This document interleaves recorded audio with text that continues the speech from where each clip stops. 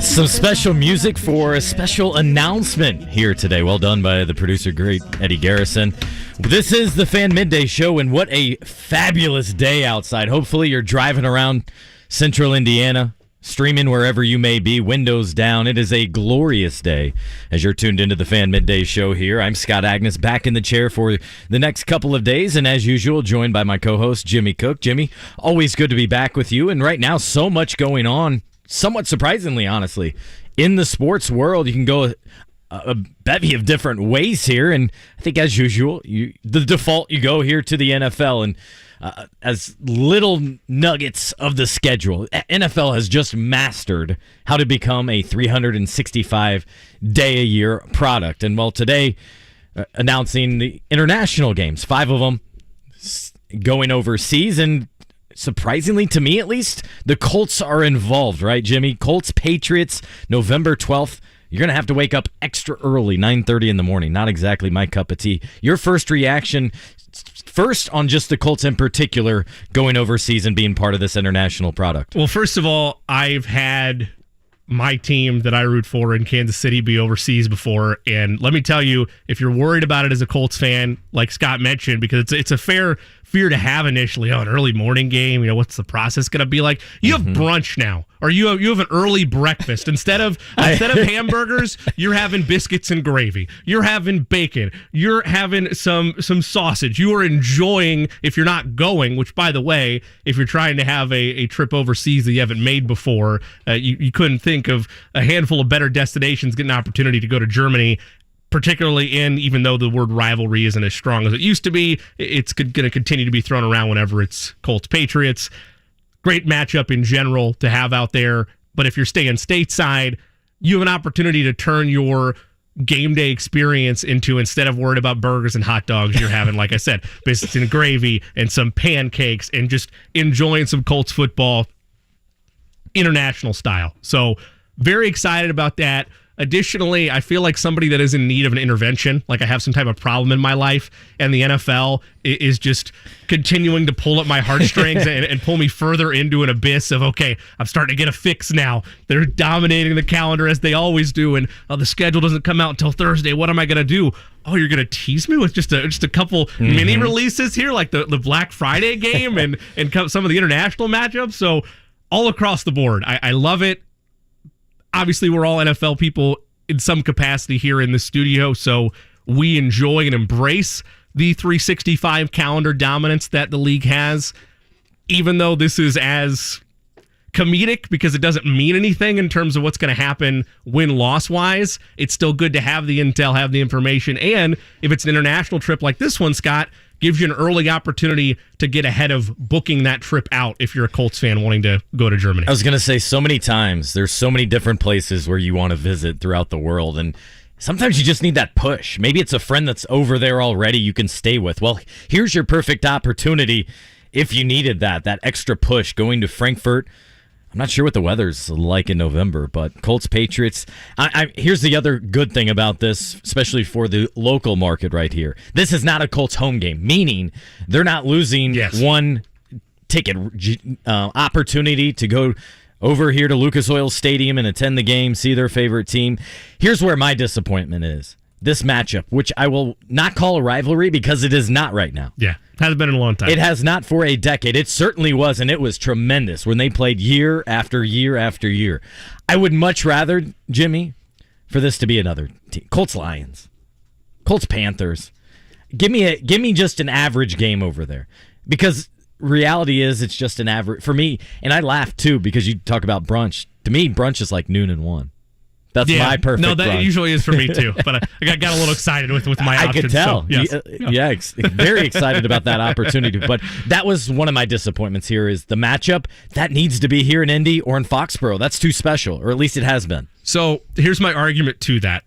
They set up, and it's a very complicated system that I don't really want to get into, but basically the NFL assigned territories for which teams have the ability to market on social media to certain international territories. They basically divided the map where can you have a strong social media presence? Not to say there can't be like fan organized ones in those countries. Like there's I'm sure Colts fans of UK or Chiefs fans of UK, but it's not officially team branded. The NFL decided we're not going to let everybody just go like a Wild Wild West aspect of it to advertise your teams overseas. We're going to divide you into territories. Sure. So with that being said, there's only a handful of dance partners, if you will, that the Colts could be paired up with to get an international game. The other one could have been Kansas City. Kansas City's going to have a game out in Germany as well. That would have been pretty exciting across the board, particularly when you think of the fact that if Anthony Richardson is starting by the time that this matchup arrives, you would have the young up-and-comer rookie hopeful against the greatest quarterback in the NFL right now. So that's already going to be a star-studded matchup to begin with. Now it's Colts-Pats. Again, not as much flavor. Right now it is Matthew Judon and Jonathan Taylor as the front athletes of the posters there. You can't put Anthony Richardson there just yet. Can't do it yet. So obviously Jonathan Taylor is the next face of the team in terms of your hierarchy of what you can do for that promotional poster. But I joke about that to say, you're right. I would rather it be another matchup. But if the option is just for the fan experience, and I enjoy the thought of growing the game internationally, if the choice is another game at Lucas Oil or another game at Foxborough versus seeing them on the international stage and getting that golden ticket, so to speak, to get to go internationally, sure, I'm willing to sacrifice it for a matchup against a rival that is only really in that name versus what has actually taken place on the field the last 9 years. Yeah, leave it to the NFL to make schedule day when you literally already know who they're playing and where. You just don't know the dates to make that. So you're in Will Haskett's camp then. Because me and Eddie were like, oh, yes, it's a beautiful thing. We no, can't this wait. is the We're dumbest very excited. thing. Okay. No, to me, unless you're around it, tough. I'm out. For those listening here, I'm outnumbered here. 2-1 of people who care about a schedule. Now, here's where I will make the exception, is when you're involved with it. So, like when the Pacers schedule comes out, there's several different things I'm looking at. But in general, for Colts schedule, I mean, it doesn't affect any of us really directly. Sure. So I just can't get too excited about it. And the other thing here is like you look forward to a primetime matchup in November. Well, then you remember something could get flexed. A quarterback could get injured. A quarterback could get benched. Yeah. So it's so much. I mean, look, we're 2 months ahead before training camp to the point where, then I'm absolutely on board with Will Haskett, where it's, all right, it's nice, it's notable, it's absolutely story-worthy and talk about worthy here. But, all right, so what? Scott, let me bring you up to speed on this because we had to do it with Will. And granted, we already have an answer now today, thanks to some of the little nuggets that have been passed along from the NFL to tide us over until tomorrow night. Who was going to get that Black Friday game? First time ever there's a Black Friday game. Who's going to get that? Oh, it's Dolphins-Jets. Okay, little AFC East matchup. Two teams that are hoping to be in contention for representation of the AFC in the Super Bowl next year. Okay, that's great.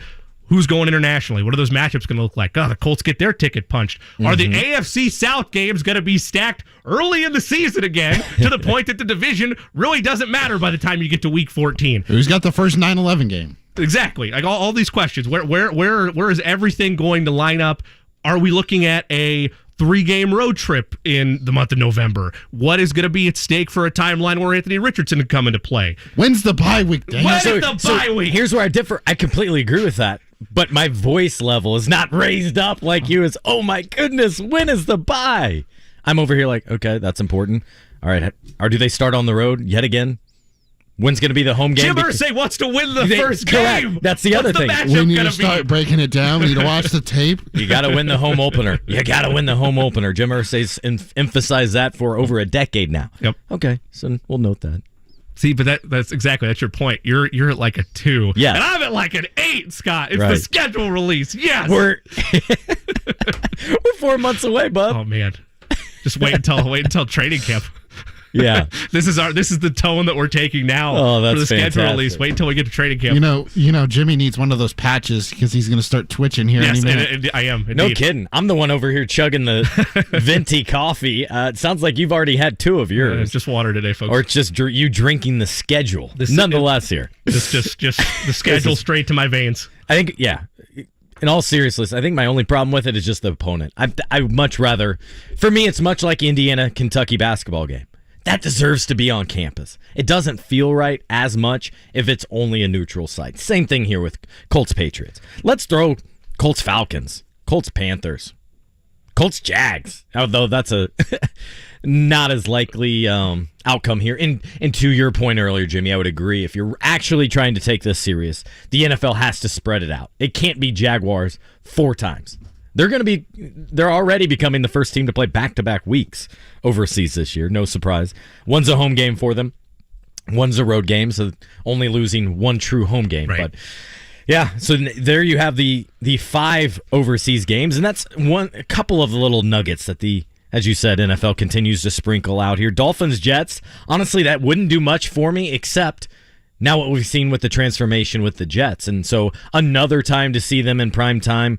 Black Friday, for me. It does now, though, right? You said it wouldn't move the needle for you now, generally, but now that Aaron Rodgers is in New York and the way that offense is going to look, plus Miami, and whether it's Tua or not, Jalen Waddle and Tyreek Hill, I mean, one of the most explosive offenses in the league. I have so many question marks about Tua in particular and the Dolphins. Yeah. Therefore, trying to get my hopes up about a game in late November for a guy that had probably 3 concussions last year. I'm not sure he knows.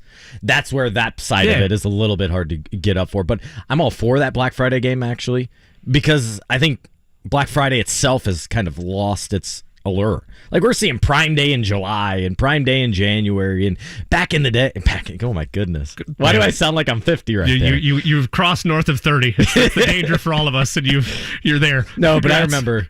Oh man, I remember grabbing the newspaper and tearing out the sections for your Best Buy, the tech stuff for me. And then I'd go in and buy some Christmas gifts. And that was Black Friday. For me as a child, it was a Toys R Us. I don't think I've done a Black just trying to Friday. circle it and give it to mom and dad. I don't think I've done a Black Friday in 5 years. It's just not relevant.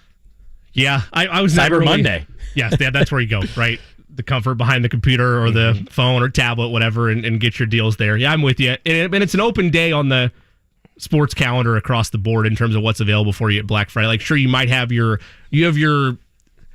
feast week games going on in basketball, so like those are there, but that's not going to threaten the NFL. You have your occasional like college football games that maybe are taking place, some of those on a special on Friday, or your games on Saturday. So it's an open avenue with what Amazon, and that's the other big thing here, and people knew this when the announcement happened, with Amazon, to your point, Scott, being such a dominant factor, not just across the world, but with that holiday and changing what Black Friday is from a shopping perspective, it makes sense for the cross-brand promotion too much that Amazon wouldn't want to put their, to get their beak wet in this regard with their NFL deal to get a Black Friday game out of it. And you need a relatively intriguing game to get it started, to get the eyeballs, to then train fans. Every Black Friday, come back. We have a game for you here on whatever, Prime Video. Yep. Last night, couple of NBA games that we'll certainly spend a lot of time discussing. Philadelphia stunning the Boston Celtics. Celtics just do not look like themselves. Do they regret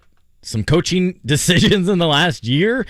They lost by double digits. Then to follow that up, another double-digit game. It felt very much like last postseason, where most games were decided by double digits. This was Jokic's Denver Nuggets winning 118-102. Coming up here later on in the program. First up, we'll talk with Joel Erickson at 12:30, probably about a Colts schedule. Jimmy can't contain himself over there. Tim Bontemps, ESPN reporter covering NBA, will join us at 1:30. Then some more NBA talk, maybe Matt Ant's G League talk as well at 2 o'clock. We'll be joined by Kevin Danna, the play-by-play voice of the G League team for the Warriors, the Santa Cruz Warriors. So several different things on tap. And before I want to get back to those NBA games, a couple news items that kind of came in during this opening here to the Midday Show. First of all, Coach K joining NBA as a special advisor to basketball operations. I swear, that's the perfect gig, Jimmy, is when you're ready to retire, become a consultant. Become a special advisor. Coach K's figured out, and while I joke about that, also brilliant basketball mind. Yeah. So if you can loop him in, both with his experience in college basketball, Hall of Famer in terms of coaching, relationships, he knows that down, and also, of course, with USA Basketball, if you can loop him in fantastic. And also I saw Woj noting this, and earlier I'd seen Michael Grange up in Toronto already referring to it, but J.J. Redick saw that interviewing for the Toronto Raptors opening. Not to say he'll make it far down the road, he might, but I like this opportunity. He's obviously one of the smart minds in the game, just a few years removed from it. Those of us in media and those of you listening at home, him getting a job like this would be a detriment to all of us because he has one of the best, in my opinion, basketball podcasts out there. It's not the fluff. It's not the hot takes. It is true basketball. We need more of that, in my belief. But I think this is a cool, unique opportunity. I'm not even sure he'd be willing to do it right now because of his young kids and living in New Jersey, New York area, but kind of interesting. Because I think more than anything, Jimmy, one outstanding former player with a great pedigree, guy that doesn't have a coaching resume, and you could debate, I mean, we surely had a ton of that debate here, right, in the last year with Jeff Saturday, whether that's how it's special to involve a former player, but also what kind of experience do you need. But nonetheless, cool opportunity, I think. Probably at least at this point, even though they're a couple years removed from a championship, a opportunity to build something in Toronto, right? You're not going to a spot where, like, let's say, for instance, Boston was to reopen their head coaching position. They hired J.J. Redick. Immediately, your expectations, not just with that franchise, but with where they are from a roster standpoint, are championship or bust. You look at experience versus opportunity and where those two cross over and intersect, and is it beneficial for both the player and the franchise? I mean, look, this isn't a G League opportunity where you're working your way up that way, right? This is legitimately on the big-time stage. Do I think that somebody like J.J. Redick and the years of experience he has in the league could do it? Yes. But I feel like, leaving Jeff Saturday out of it for a moment, just sticking with basketball, I feel like too often franchises get mesmerized or they fall in love with the former player, and it doesn't always pan out. It doesn't work the way that you want it to. Obviously, the most bitter taste in anybody's mouth is Steve Nash, how he kind of felt like jumped the line to get that opportunity in Brooklyn, and then it didn't work out the way that he thought it would. Jason Kidd, I'll give him credit. Maybe for very different reasons. Sure, though. Yeah, a lot of stuff within That's that. That's a 30-minute segment in its own right. For sure. Jason Kidd, I thought would eventually kind of flame out, but the fact that he was able to hold his ground and stay amongst the ranks as the NBA head coach shows you that it can work. It's not always going to be perfect, and it takes learning on the fly to be able to make that transition from player to coach. But and why did that happen, though, in part? What did he do in between? Went to the Lakers and was willing to be a top assistant. Yes. Not be the lead guy, have an influential role. I think that's incredibly important. Right. Doesn't have to be for 10 years. You don't have to be a lifetime assistant, but you have to be in it every day. I think Reggie Wayne, for example, to bring it local, got a very good taste of that, because unless you're in it, you have no idea the different things that you have to deal with. I mean, the one thing I always point to with these coaches, is, especially even an assistant, half your job is being a psychologist. Right. Half your job is listening and talking and understanding the player's need and meeting them there. Maybe making a phone call for them, guiding them through, talking them through what it's like to be a pro. Especially take a look at like the Pacers, right? Where they started the season with an average age of experience of like 3 years. They were, I think, they were average of 23 years old maybe to start the season. That is so young. Just coming out of college. So you need that experience that you can lean on. But yeah, to the point though, I think it's important to these guys to at least get a couple years on the bench before becoming a head coach in most cases. Just like anything in life, right? Ultimately, unless you're playing, like you're out there in the trenches every day and you've done something close to it your whole life, the work hours and what you're preparing for might be the same, but the amount of activities you're having to do on a daily basis are drastically different. Like you said, can be almost fully jaw-dropping if you're not prepared for it. So that's why you often see, oh, this guy's been on the bench in Oklahoma City for 3 years, and he's developed something special. This is just a hypothetical guy I've made up with Shai Gilgeous-Alexander. Let's give him a shot here with our staff in Dallas. Like that. Those are the paths that you usually see. So on the one hand, I'm with you. Like I enjoy what J.J. Redick has done on the media side of things. I enjoy the way that he's been informative for the game and been an ambassador for the game in that regard. So good.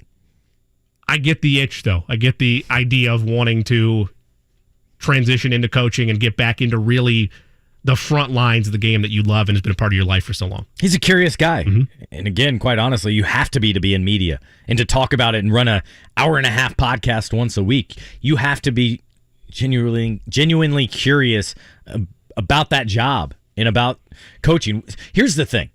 I almost guarantee you, outside of the pressure of like drawing up a play within 30 seconds, he knows the game. We don't need to argue that. It's relationships, into-game scenarios. Would you challenge that? What does your staff look like?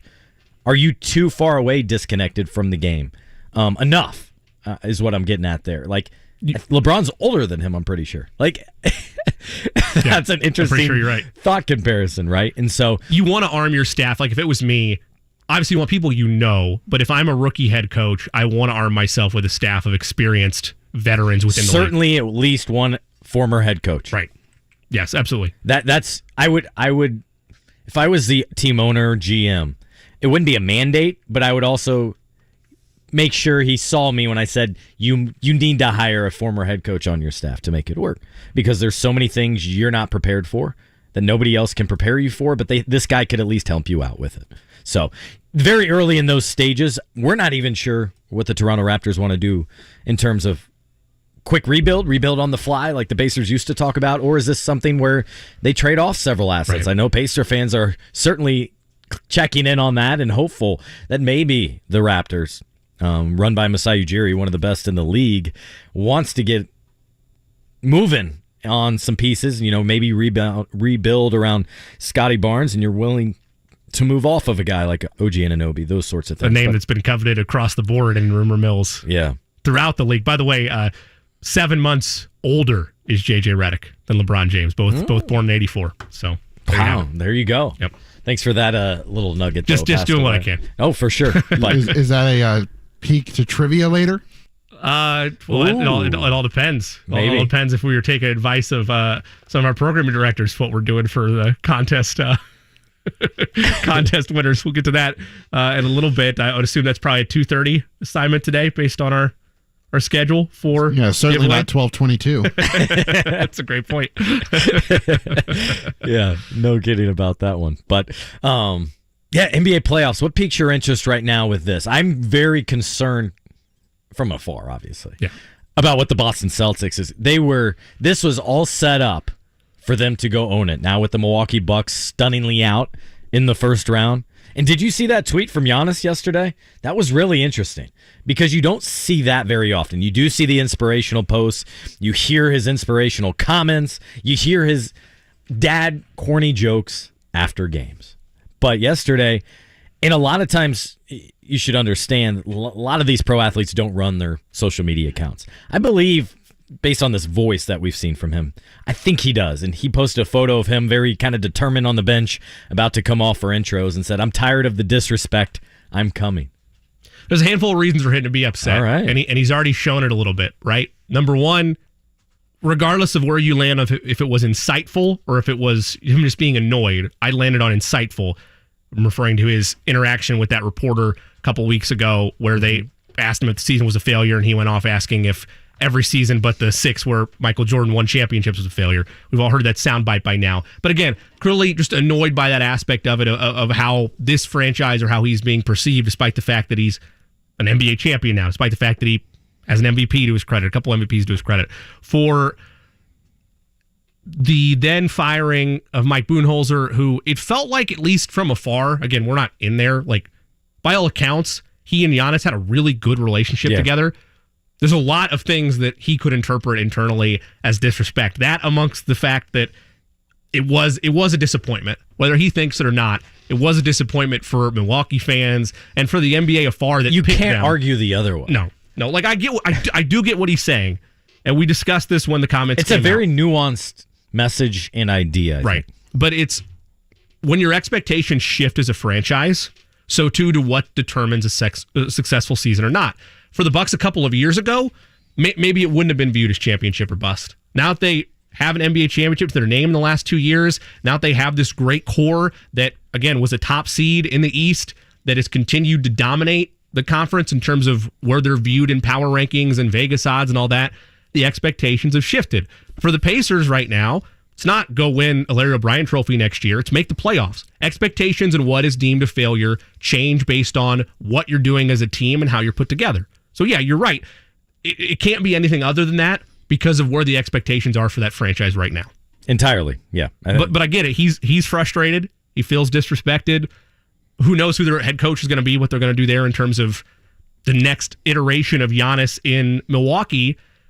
But I so have come accustomed to him being the soft-spoken, never really having like joyful, enthusiastic, no cryptic messages on Twitter. Correct. It's like, okay, well that's great. Joel Embiid. Right. It's great that you're saying that. Well, we talk about how the NFL season doesn't start for 4 months. You've got 5 months before he's arriving or he's coming to come after people for this disrespect. So I don't know. I'm not about the cryptic messages. And then Bobby Portis had like a goodbye message almost. I don't know if you saw that yesterday. It was like a tweet. It was like Milwaukee, thank you for everything kind of deal. It was like very odd on the timing of it because it just made me feel like that that's one decision that's already being made by the front office there in Milwaukee because they've got to decide what they're doing on Chris Middleton and they have to decide on what they're doing with Brook Lopez too. They have a lot of decisions to be made, and where I wonder, in part, did it play any factor in this conversation, disrespect in terms of the coaching decision and maybe the future direction of the team from what Giannis presumably heard from ownership, and we should note, partially new ownership, which always changes a lot of things, and that's something we can get into and a lot more coming up the rest of the show as we steer this ship on the Midday Show, but we'll take our first break and on the other side talk some more Colts, them going overseas. What does Joel Erickson of the Indy Star and other beat writers have planned perhaps for this trip? We'll talk about it on the other side as you're listening to the Midday Show here on 93.5 and 107.5 The Fan.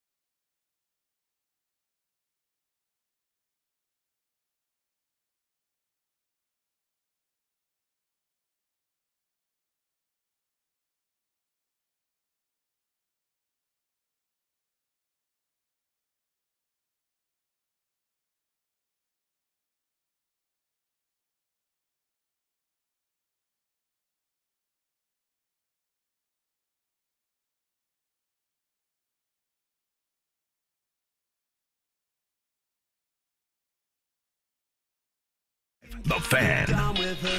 Welcome back into the Fan Midday Show. Earlier today, finding out that the Colts at least know one date on their schedule. Colts Patriots, Sunday, November 12th, 9:30 in the morning. Yes, that's right, because it's being played over in Germany. And to talk about that game specifically and a lot more, we welcome on to the Midday Show here, Joel Erickson of the Indianapolis Star.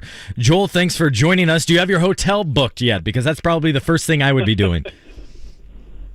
No, although I do think that the people ahead of me are trying to figure out, can we get the flights, that kind of thing, because this is a little bit different than some of the other games. You gotta get on this one right away, right? I haven't flown overseas very often, but I think the prices go up pretty quick. Yeah, you got to get ahead of that. Generally, if you can, by 6 months, ideally. But no, my first move I think would have been find the closest Marriott and book that one just for now. The league for some of these overseas games, there's like a league hotel for media. Sure, and that's where you want to be. So sometimes, it makes it easier because there's usually like shuttle buses and stuff which help keep you from getting lost in another country. Although I didn't have any trouble when last time I was overseas for a game was London when I was covering the Saints, and I mean your phone does all the same stuff there as long as you have the right plan as it would here. So I didn't have much trouble there, but Germany might be a little tougher since the language is different. Joel, what do you remember most about that first international trip? Because I would imagine for some of the younger beat writers or more inexperienced beat writers are still getting their feet wet. For example, we've had James Boyd here a couple days, and we were just talking to him about first year as a beat writer with the Colts, that you would want to ask some of the veterans what an international trip is like. For you, what was that first trip like when you were with the Saints to London, and how at all will you be better prepared this time when you go cover them in the fall? Well, the hardest thing is that the week I went, the week I was in London was the week after the entire NFL knelt during the anthem. And so, we were over there the entire week. The Saints were over there the entire week. And I don't think I got to ask a question the entire week because they were the only NFL team there. The Dolphins didn't show up until Friday. And basically the entire world's media was at every practice, which is not, I don't think that's how it works normally when you're over there. But because of the story, it was just these huge gaggles of people. So I think it'll be very different. I think one of the things was, kind of soak it up if you can. When you have the full week over there, I don't really anticipate. I mean, maybe the Colts will do that, but I don't anticipate the Colts doing that. But we had 2 days where there was no access, so I walked a ton of London. Wow. And just to see it all because I'd never been there before. And then the other thing I did, if anyone's ever in London for a game, I went to a QPR Fulham game match in QPR's stadium, and that was awesome. My bad, Joel. Go ahead. Yeah, it was just our guy in the cab. That's the other thing. Listen to the locals, because we were going to go to one of the big Premier League games, and they were like, no, that's going to feel kind of corporate. If you want to get what the real English football is like, go to this game. And man, were they right? It felt like it felt like a professional the high school locality, but then a professional stakes. It was crazy. We're joined by Joel Erickson of the Indianapolis Star. Joel, have you got any reaction in this short time from anyone from the Colts side of things? Are they excited? Did they know it was coming? And also to that point, part of me thinks this could be really good because this forces the team to be together, kind of like a training camp all week when they're all they have is each other over there in Germany. I think that can be good for a young team. I think they probably have known about this one for a little while. I think the NFL gives teams a little bit of a heads up. We've known that it was Patriots and Chiefs over there for a while, and my assumption is that the other teams get a little bit of a heads up on that too. So I think they probably have known about it. I bet they're excited. I would bet that team owner Jim Irsay is excited to go to Germany. He loves that kind of stuff. The league expanding and the league being all over the place. So I think he probably loves it. I think for the coaches and stuff, it's more just a little bit of a headache. I'll be interested to see if the bye is right around there, because it's a little bit of a headache with traveling over there and then coming back and managing jet lag and all that stuff. So it's a little bit of a headache, but a little bit of a test for Shane Steichen too, having as a first-time head coach, like making his decision on when to go, how to handle all that stuff. I'm sure he's got somebody he can lean on for some advice. Joel, I'm sure you'll admire my creativity here with this next question. That game's going to be in Week 10, and I can't help but notice the promotional poster right now. Jonathan Taylor's on there. You think anybody else in the Colts roster will be on that promotional poster by Week 10, perhaps of the quarterback variety? Well, I've been thinking ever since they drafted him, and I listened to Shane Steichen and Jim Irsay talk about, you have to play him for him to get better. I've been thinking that he's going to be on the field a lot earlier than that. So yeah, I think Anthony Richardson. If I had to guess, I think Anthony Richardson is starting that game in London. It's probably not his first start. In Frankfurt. That's probably not his first start of the season, right? It might be like his 8th. Is that from just your philosophy on it? Like everybody has a take on it, or is that from where you think Shane Steichen will have him and have observed him to that point? Obviously, we're simulating a lot here, and I know you've seen a little bit of him at rookie minicamp, but there's still so much to unpack by the time training camp comes along. Is that just what you would do with the youngster, or is that what you think will be seen on the field by the time we're at Week 4 or 5 or whenever you think he'll get under center? I'm going off of what the Colts said. Will Steichen and Irsay said, the best way for someone to get better is by playing, and obviously Richardson didn't play a lot at Florida, so that's something else to consider. And I thought, Chris Ballard obviously kind of pumped the brakes a little bit when I went back and read through those quotes and listened to those quotes again. Like, I was thinking to myself, it sounds more like he's talking about like level of play. Don't expect him to be Superman from he's winning the MVP in his first year type of thing. I don't really remember him saying we don't know if we'll get him on the field right away. So, and the other thing is Steichen has been asked multiple times about Gardner Minshew being the season opening starter, and he's kind of downplayed / pushed back on that both every time he's done it. So I do think that there's a possibility that Richardson is starting, and it's mostly based on what I've heard. It's less of who cares what I think? I do, Joel. The Colts don't. I know the Colts don't, but I think that that's what it. And in a perfect world, you would absolutely have him be your day one starter. But I see right now is you truly need to see what type of command he has of the playbook, what he looks like with his teammates. So I totally understand the Colts, at least publicly, not even wanting to make it out that he's day one starter because they physically do not know until you can really see him with the line with all those different type of weapons. Joel, we are having this conversation, Jimmy and I here. Where do you stand just in general on the release of the schedule beyond kind of the selfish needs? Are you thrilled with it, or are you one of those that are like, all right, let's just keep it moving and move on to the next news subject with the Colts? Yeah, it's kind of just a box to check off. We know who the opponents are, so I kind of know who the what completely agree. Kind of goes. I think the things that I end up looking at are kind of what you said. There's a lot of logistical stuff if you travel. So you're looking at, okay, when are we going to the north? Like last year it was like, okay, we're in Minnesota in December. What is that like? Is that going to mean a delay?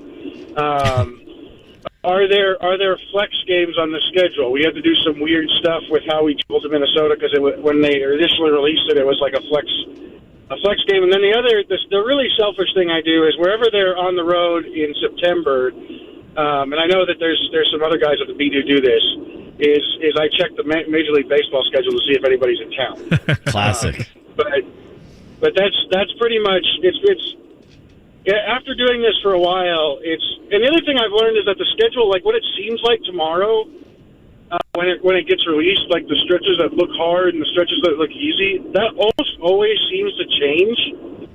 once you get into the regular season, even when it's a good team, like I remember when I first got here in 18, looking at the back half of the schedule, I was like, oh, these teams aren't playing very well right now.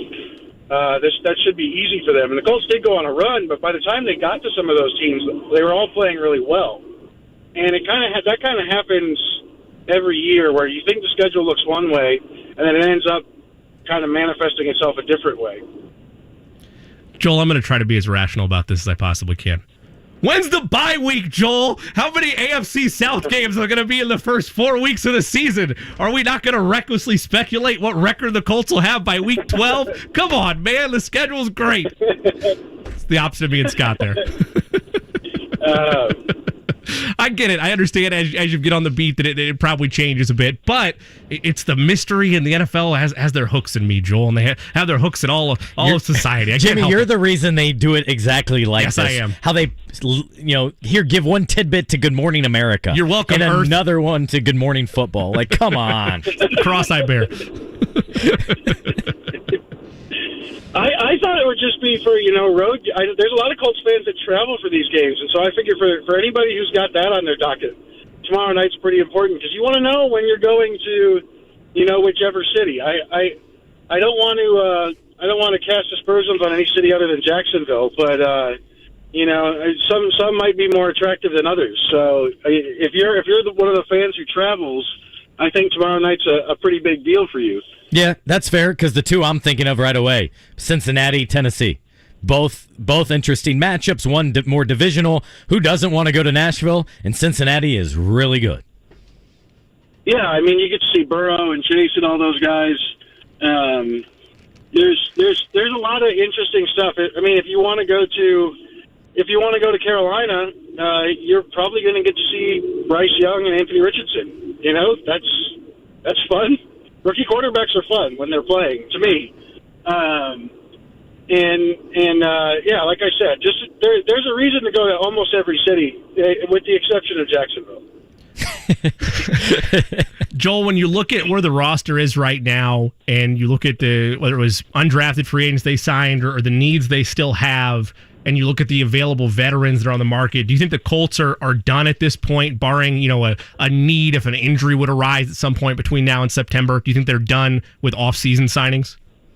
They always end up signing somebody in this range, and then they always end up signing somebody in training camp who ends up playing some sort of significant role, whether it's due to injury or whether it's just a player emerges where they didn't expect him to. So there's probably going to be some minor signings. I don't know that I see anybody on the market right now that I think the Colts are going to go after as somebody who moves the needle right away. I think you're more looking at like the type of signing where you're halfway through the season and you're going, oh, I'm surprised that guy's playing this much and having this much of an impact on the game. Joel, one of the things I always find curious is outside of the main conversation piece. So outside of Anthony Richardson, Colts obviously had a active draft. Outside of that obvious story, what's maybe the one player that intrigues you the most, or you're tracking, or you fell in love with his story or his perseverance to get where he is today, just trying to make this team? Jake Witt, the last pick of the draft, is interesting to me. Teams do this. Like a lot of teams do this, where they take somebody who's super raw and has incredible tools, and they try to make somebody into something. And a lot of times it doesn't work, but when it does, it's real fun. And you can always suck me in with it. If you tell me the guy has incredible traits, maybe hasn't played a position that long, the ceiling's super high, and you know that it might not go great. I'm always in on that. I always want to see how those guys go, because like the Eagles with Jordan Mailata at left tackle, that was a 7th round pick. He's now one of the better left tackles in the league. Like, that's fun stuff. So that stuff like that is the stuff that interests me. Joel, last thing on my front, we asked Mike Chappell about this yesterday. Joel Erickson joining us of the Indy Star about the Colts signing and just the great story of Butler's Tyler Adams and everything that he had to overcome. You also had a perspective of that, about the different ACL injuries and COVID and everything that he went up, that's up on the Indy Star right now. Yeah, it's a crazy story. If I told you that a guy who played at Butler or a school the size of Butler had missed 3 consecutive seasons, essentially, with he took some time off because he was at Harvard and the academic stuff. He was at an internship, and then COVID took a season from him, and then his ACL, he tore it twice, and it took all but a couple of games from him. If I told you that a guy had 18 catches at Harvard and then went to Butler and put up a pretty decent season, you'd be thinking, okay, that's fun. That's a cool story for Butler. I don't know if I'd see him in the NFL, but he fought his way in. He's got great straight line speed. He tested in the low 4.4s at his pro day, and then they brought him out here for the tryout, and he made it on the tryout. So it's a really interesting story. It's crazy to think that he's on the 90-man roster right now, just given all the stuff he went through in college. But he did it. He got his chance, and he made it count. Joel, appreciate the time. Thanks so much for joining us, and we look forward to the full schedule just being announced as a whole here in a couple of days, don't we? Get excited, Joel. I'll leave the excitement to you guys. You guys are way more excited about it than I am. Thank you, Joel. That's Joel Erickson of the Indianapolis Star. Might just be me and Eddie. It's definitely just you guys. I was trying to hint at, let's just get the whole thing announced at one time here in a couple days. We can put it on our calendar and keep it moving. To be clear, I would have been fine without the little leaks here and there. In fact, I always forget that they do that to kind of build it up a little bit more. Jimmy, I'm fine with just the drop out of the sky at 8 o'clock, but it's not like that, Scott. More than that, they're even teasing the tease of partial of the schedule. Yep. Hilarious. That there will be a game dropped on Fox and Friends, another one on CBS this morning, another one on the Today Show and Good Morning America, one on NFL Network, one on let's just sprinkle it in, take care of our partners. They're playing into more of the casual fan audience, or maybe those that don't even follow the league there with the national programs, and then cater towards your sports audience, I would presume, for the other things. Like Black Friday, that'd be a perfect game to announce to your Fox and Friends and CBS mornings, because who isn't around on Black Friday and looking for something to do and entertain perhaps the kids or whatever. So it's just hilarious, but at the same time, I got to clap my hands and commend the NFL for actually creating this out of nowhere. It's a marketing machine of epic proportions, Scott. No kidding. And they've done it well. I'm just trying to jump on the train. That's all I'm trying to do. Trying to stay out of the way, not get hit, and be along for the ride. So Colts, Patriots, November 12th, 9:30 in the morning. So you're going to have quadruple header, basically. So you'll have 9:30, like noon or 1, 4 o'clock, and then Sunday night football. How long until we have games on Tuesday and Wednesday? Well, that's the next one. That's the running joke / maybe not so much of a joke in terms of the NFL's desire to dominate as much as they can of a 7-day week, unless they're going to start inventing extra days. I don't know. There's at some point going to be capped out. But all jokes aside, man, that just I don't know about Eddie. I'm sure it didn't do that for you, but man, I'm getting hyped just thinking about the idea of just 12 hours, 13 hours of football all throughout the day, starting with a little Colts 9:30. I was unmoved by any of this. It's like we get to experience what people on the West Coast get to experience because they have football. Yes, Eddie. At 10 o'clock in the morning. I don't want that. If you've lived, I do, Scott. I'm sleeping until 10. If you've ever lived in a different time zone, and I did it for a year, and it wasn't drastic, right? It was Chicago, so it was just the hour. That's but particularly when you look at the NBA schedule too, like these NBA playoffs are wrecking my sleep schedule, and it's fine. I enjoy it. I still power through it, but that extra hour, it's a great luxury to be able to have. If you're an NFL fan, to Eddie's point, out west, you pretty much still have your whole evening by the time even Sunday Night Football's done. Like, you still have, if you want to go on town on a Sunday, you have the ability to do that. A little taste of it when the international game comes. And then those people out west get to complain about 6 a.m. for a football game? What are we doing? Not my problem. I'm out here at East. It's always funny for me, zone. like right now with it being baseball season and there's always Sunday night baseball. Like this past Sunday, they were in San Diego and it was Padres Dodgers. It's like, this isn't Sunday night baseball. This is Sunday afternoon It is baseball. for them. Yeah, no kidding. Yeah. No, I think that's why from a sports perspective, I think kind of your Denver, your mountain time is ideal, because instead of Phoenix, Denver tipping off at 10 p.m., that's 8 o'clock. So it's over at 10:30. Then if you're diehard, you're getting into the post-game conversation. You're listening to a podcast. You're calling a couple buddies about the game. For us, it's 12:30. I'm still wired, so I'll be up for another hour, Right. even if I don't want to. I'll still because be of those angry games. like Charles Barkley about the fact that we're going to be on the air for another 45 minutes at 1 in the morning. But, like you, I'll power through it. And that's why that show's so good, though, because at those hours, you can't strictly be about basketball. No. You be about life, whatever's going on, and we're a part of that as well. This is the Fan Midday Show. Jimmy Cook, Eddie Garrison, and myself, Scott Agness. Step aside, come back, and talk about a little bit about those games from last night. Philly, Boston, Phoenix, Denver, and, of course, a couple games that are on tap for tonight as well. This is the Fan Midday Show on 93.5 and 107.5 The Fan.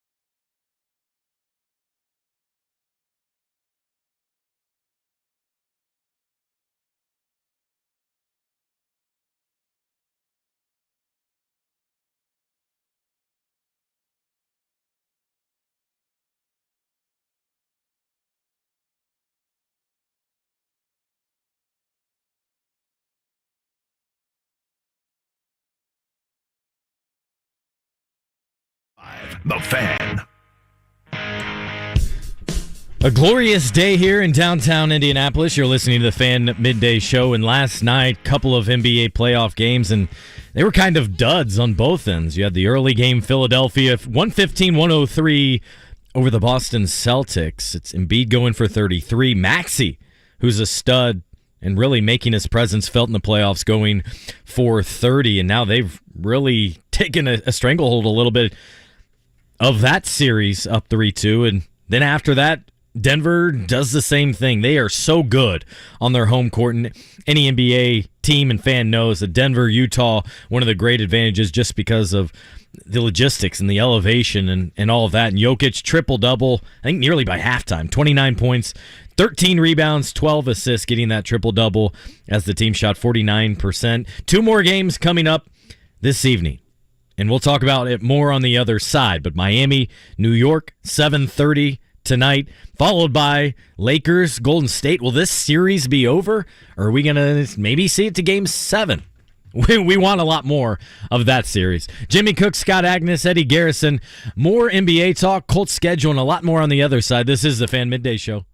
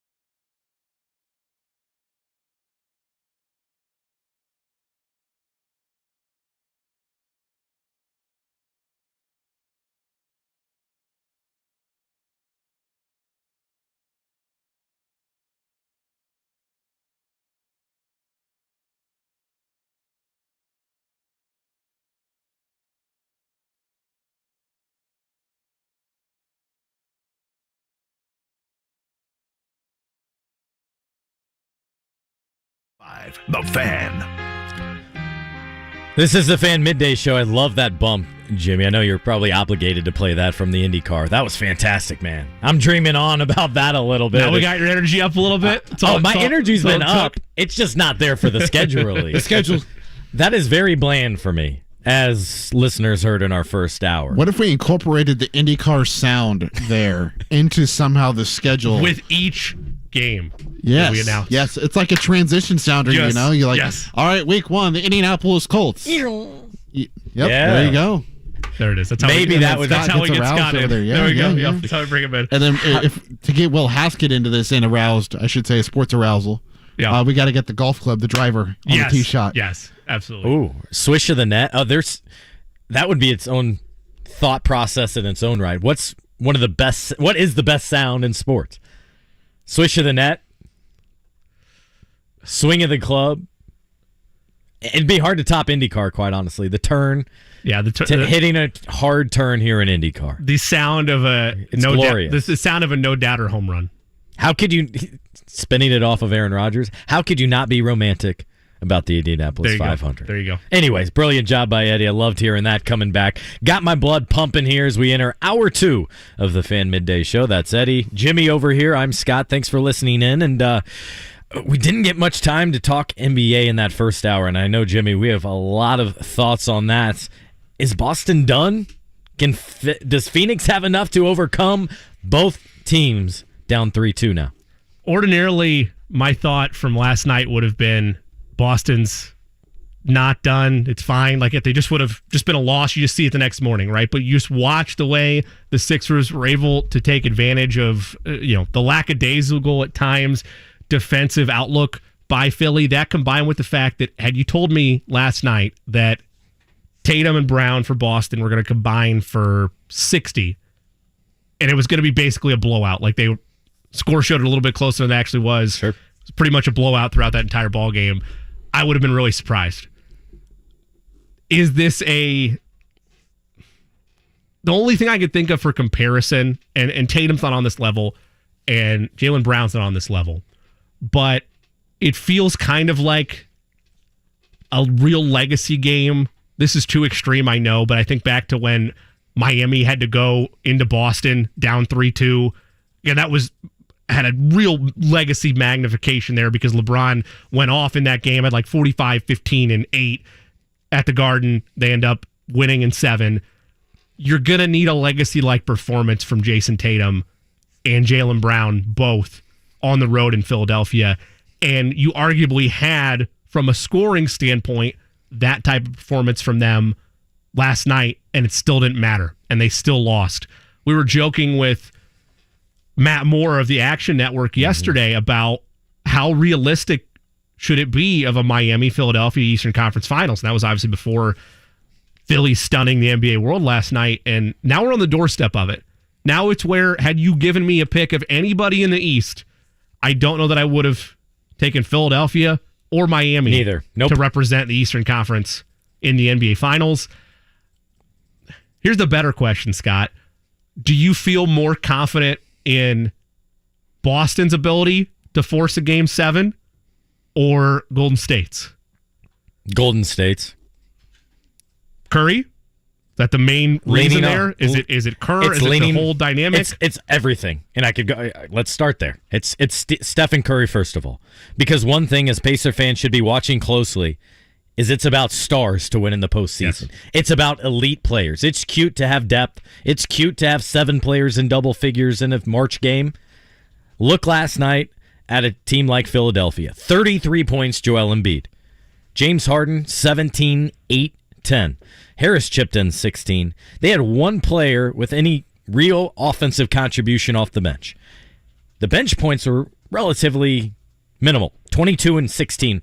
The difference is the stars. Boston, a big donut for Al Horford. Just 7 points for Derek White. Marcus Smart, I don't think he hadn't been as good as he was the last couple of years. I know he was defensive player past year. I'm not a big fan of I'd like to see more of Derek White, Brogdon to finish those games. But to me, when you're talking about this matchup, specifically with Boston and Philly, I think of it less about a legacy game for Brown or Tatum, and I think it more as becoming a pivot point for the franchise. Yeah. If they lose like this one, much like we're going to see with the Milwaukee Bucks, changes, and I don't just mean one player, or it could be a new coach. Joe Mazzulla has not been good this series. And I think you're seeing the inexperience shine through. We don't know how much, what it might look like if Ime Udoka was the head coach. We don't know what it might look like if they were able to keep Will Hardy. Honestly, it'd be Will Hardy, I think, as the head coach if he remained there and did not take the Utah Jazz. Well done by Danny Ainge yet again to leave the Celtics, go to the Jazz, take the bright, shining coach, and let him thrive. But to me, I think the Boston Celtics are now approaching a pivot point here where if they don't come back, to go and lose in the second round when they were favorites, especially once the Milwaukee Bucks lost, which was a stunner, this is a lot to process, and I think changes are certainly inevitable then. And to build off of that, what do we talk about all the time for teams with NBA championship aspirations? We talk about experience. We talk about having players that have been there. We talk about having a young core that have been there. Jason Tatum and Jaylen Brown took LeBron and the Cavs to 6 years ago. This isn't a young team anymore. They went to the finals last year. We talk about, you got to get that playoff experience. It's going to help you in the long run. Yes, changes are inevitable if they end up dropping this to Philadelphia, because that's no longer a excuse, right? It's like, okay, yeah, we're inexperienced, sure. we're young, we're still missing a couple pieces, we'll get there. No, you just made a trip to the finals last year. You have what you think is your next great duo in Celtics history in Tatum and Brown. Changes are forthcoming there if they wind up dropping it, and it goes to a larger point as well that we talked about yesterday. And I'm willing to kind of believe it now. I'm not to say that I wouldn't pick Milwaukee or Boston again next year. There's a window of parity arriving in the Eastern Conference. A whole offseason could change that. You could have superstars move teams, but there is a window of parity that is present within this conference where if you're a Pacers fan and you look at a young core, I'm not saying it's a run to the finals in 2 years, but you realize, okay, there's a lot of these top-heavy teams where maybe they have one star in place, but like us, they have a lot of moving pieces they have to figure out. It evens the offseason playing field to an extent. Boston can still spend all the money and be the big city they want. Mm-hmm. That's never going to change. But it puts things more into perspective of how quickly you can maybe turn things around in Indiana with where the Eastern Conference is right now. I don't think this series has been at the fault of the players. I think it's more so on Joe Mazzulla than it has been on Tatum, Brown. That's part of it, yeah. Because, yes, it is Joe Mazzulla's first go-around as a head coach in the playoffs, but, some of the adjustments or lack of adjustments that, therefore, from him as the coach of that team, it's kind of alarming because last night, especially, Joel Embiid just kind of, had his way. He was comfortable the entire game.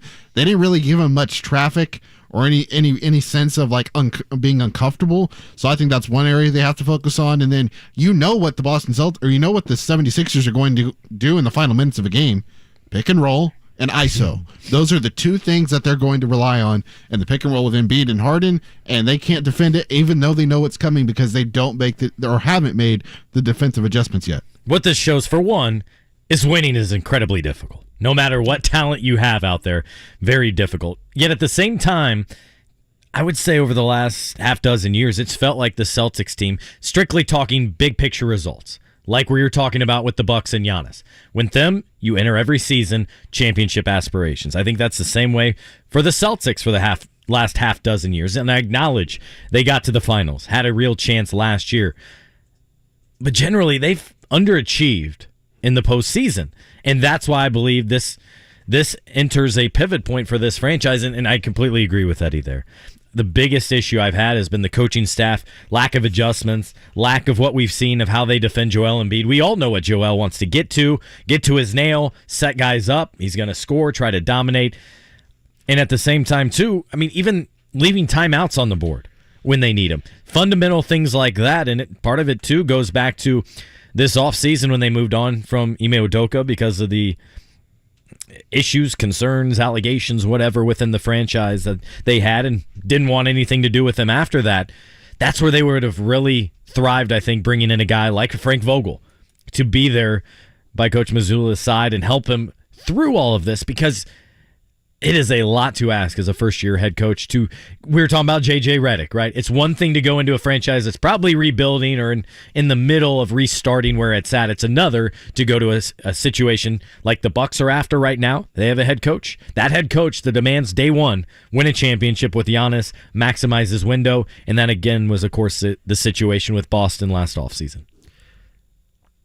It is star-driven, but we saw it the other night, and I hammered the same point that you mentioned, Scott, which is that, yes, it's always going to be stars. Your stars have to shine in the playoffs across the board unless you have just a generational talent team that does it together seamlessly. I say like the Spurs, but again, the Spurs had Hall of Famers left and right. It wasn't like there weren't stars on that team. Tony Parker, Tim Duncan, Manu Ginobili, Kawhi Leonard throughout that process too, even though that was the smallest stint, not really part of that core. But you would ideally like to see your role players, your contributors like that, perform well at home, to be able to take some of the burden off at home. We joke about what are they doing in November versus what's a role player doing in April, May, June.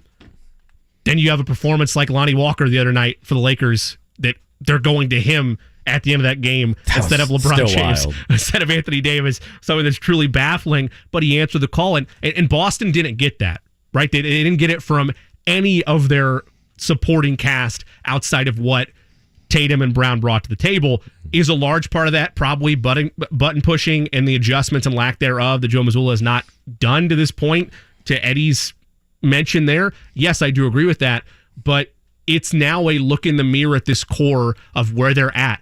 Al Horford, even though he's still amazing, continues to get older. Marcus Smart, like you mentioned, looks like he's taken a step back this year compared to where he was a year ago. And again, these are all curses or struggles that any team that's at the bottom of their standings, like the Pacers right now, would welcome. You would love to have these problems. That's part of trying to be a champion and in contention for things. But when you don't have any trophies to show for it, that aren't banners that have been hanging up there, where the most recent one is collected 15 years worth of dust. It gets frustrating for a franchise. And I think it goes deeper than just Mazzulla in terms of what the Celtics really need to do this offseason if they end up getting bounced by Philadelphia. Now, that being said, give all the credit in the world to Tyrese Maxey, because you had a average game. Maybe you could argue you didn't need it, but you had an average game by what James Harden has had to do this series. He only has 17 last night. But again, you didn't really need much more from him. You got 33 from Joel and 30 from Tyrese Maxey, who has blossomed into a true part of this trio of dominance that Philadelphia has been able to put together this postseason. So there's options there for Philly. I still, much like Golden State, even though I'm with you, I believe in the Warriors more. I'm still not going to believe Boston's done until it's a 20-point advantage in the third quarter of Game 6. You can't also, because they are so reliant, the Sixers are, on Joel Embiid. Yes. And one uncomfortable fall, one soreness that he wakes up with, and that's an entirely different series. Part of the reason, among many, I thought Celtics would win the series is I didn't think Embiid physically would be able to make it through and would have a couple games that were average for him, which is 15 and 10. Right. But a lot of these guys, you see them go through this grind, get to the postseason, maybe have to play 35, 40 minutes per game. That's difficult, especially for a big like Joel Embiid. And a lot more to come on this here in about 15 minutes, or we'll be joined by Tim Bontemps of ESPN. He was in Boston and covers these teams quite regularly, so that will be a fun conversation. We got a couple games tonight, Miami Knicks, Lakers, Warriors, and Jimmy, earlier asking who do I believe in more, Boston or Golden State. For the Warriors, it's got to be the Warriors because of Steph, because of Kerr, who I believe is the top 5 coach in the league. I do value that championship experience, but I will say, if there was ever an argument against it, it was the last game because the Warriors completely crumbled, and it wasn't just one guy. It was Draymond Green running the hammer play. First of all, I question why the Warriors even ran that play. You know why it's called hammer, right? Darvin Ham. Yep. You're not running the guy's play against his own team. Also against a guy like LeBron who knows every team's plays. Yep. I mean, like your Peyton Manning's, Aaron Rodgers. They've seen it all. You saw Klay Thompson who I would allow easily to take half-court shots comfortably, taking these fadeaways with 90 seconds left in a one-possession game. And then you had Steph Curry in all his brilliance, nearly at midcourt.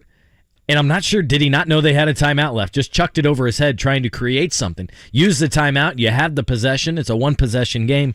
A lot of faults for a team that a lot of us lean towards because they have that championship experience, that continuity from the last decade. The main thing for me with why I still believe in this iteration of the Warriors is the home and road splits that you saw throughout the regular season have still been a factor here in the playoffs. The line right now is Warriors by 7. If you're looking at this matchup for what Golden State could do tonight, you're expecting, I am expecting anyway, another blowout performance. Like they're win by 15, maybe 20. Really? Just like they did in game 2, right? That's the type of response I expect from this team because that's what you've become accustomed to from this era. And I want to get Eddie's perspective on this because he's followed the rotations and the lineups, and he'll tell me if I'm being too aggressive on this.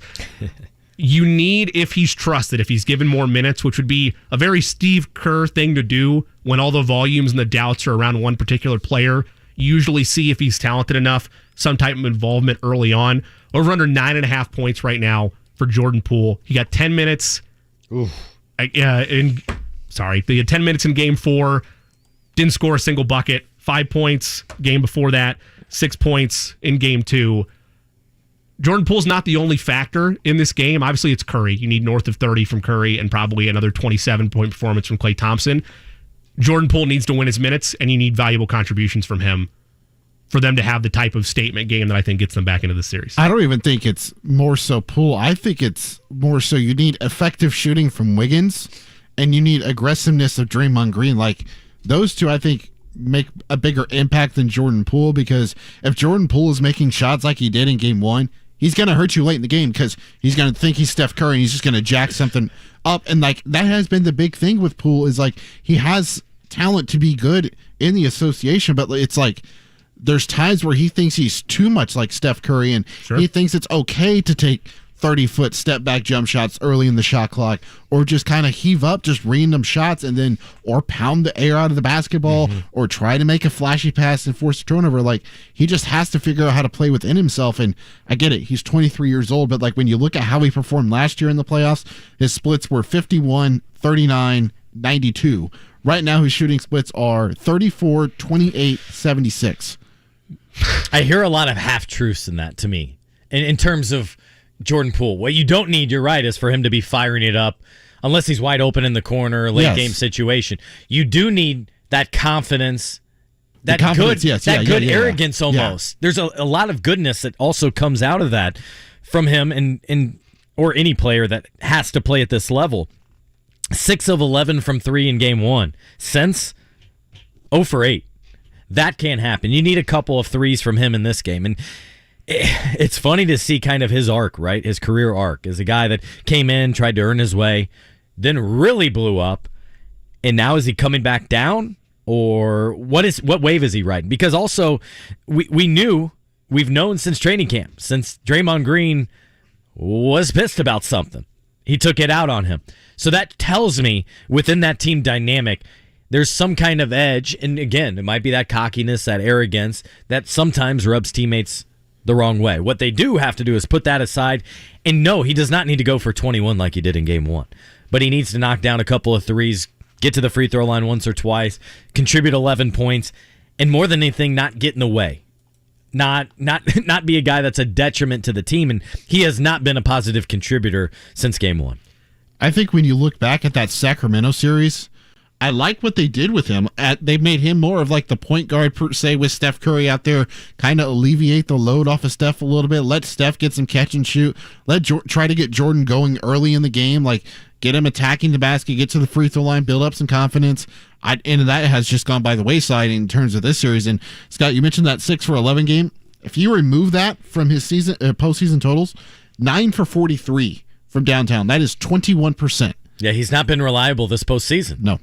And that's one of the missing ingredients right now for the Warriors, Jimmy. The other perplexing thing, too, is that, and we praise him all the time, rightfully so, of the fearlessness to make lineup changes in the middle of the series by Steve Kerr. We've seen a lot of those, and we've seen actually. it multiple times already. Significant. Where I don't want to say that they're floundering, but yeah, they're in some ways searching for answers of how to counterpunch and fight back against LA.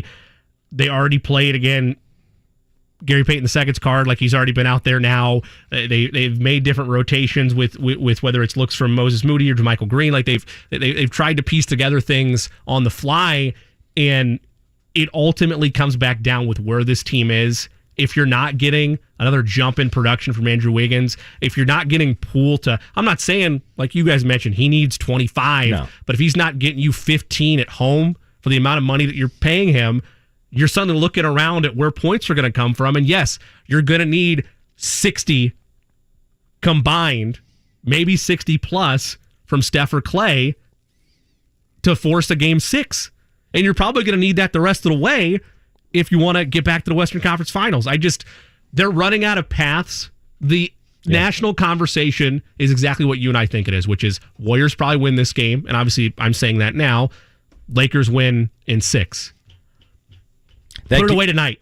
Put it away tonight if you're LA. Don't let it go to another game against an offense that, even though they've had their ups and downs and they've struggled on the road, it wasn't as much road struggles in that game 4 loss as much as it was uncharacteristic missteps by a team that doesn't often do that. It was baffling.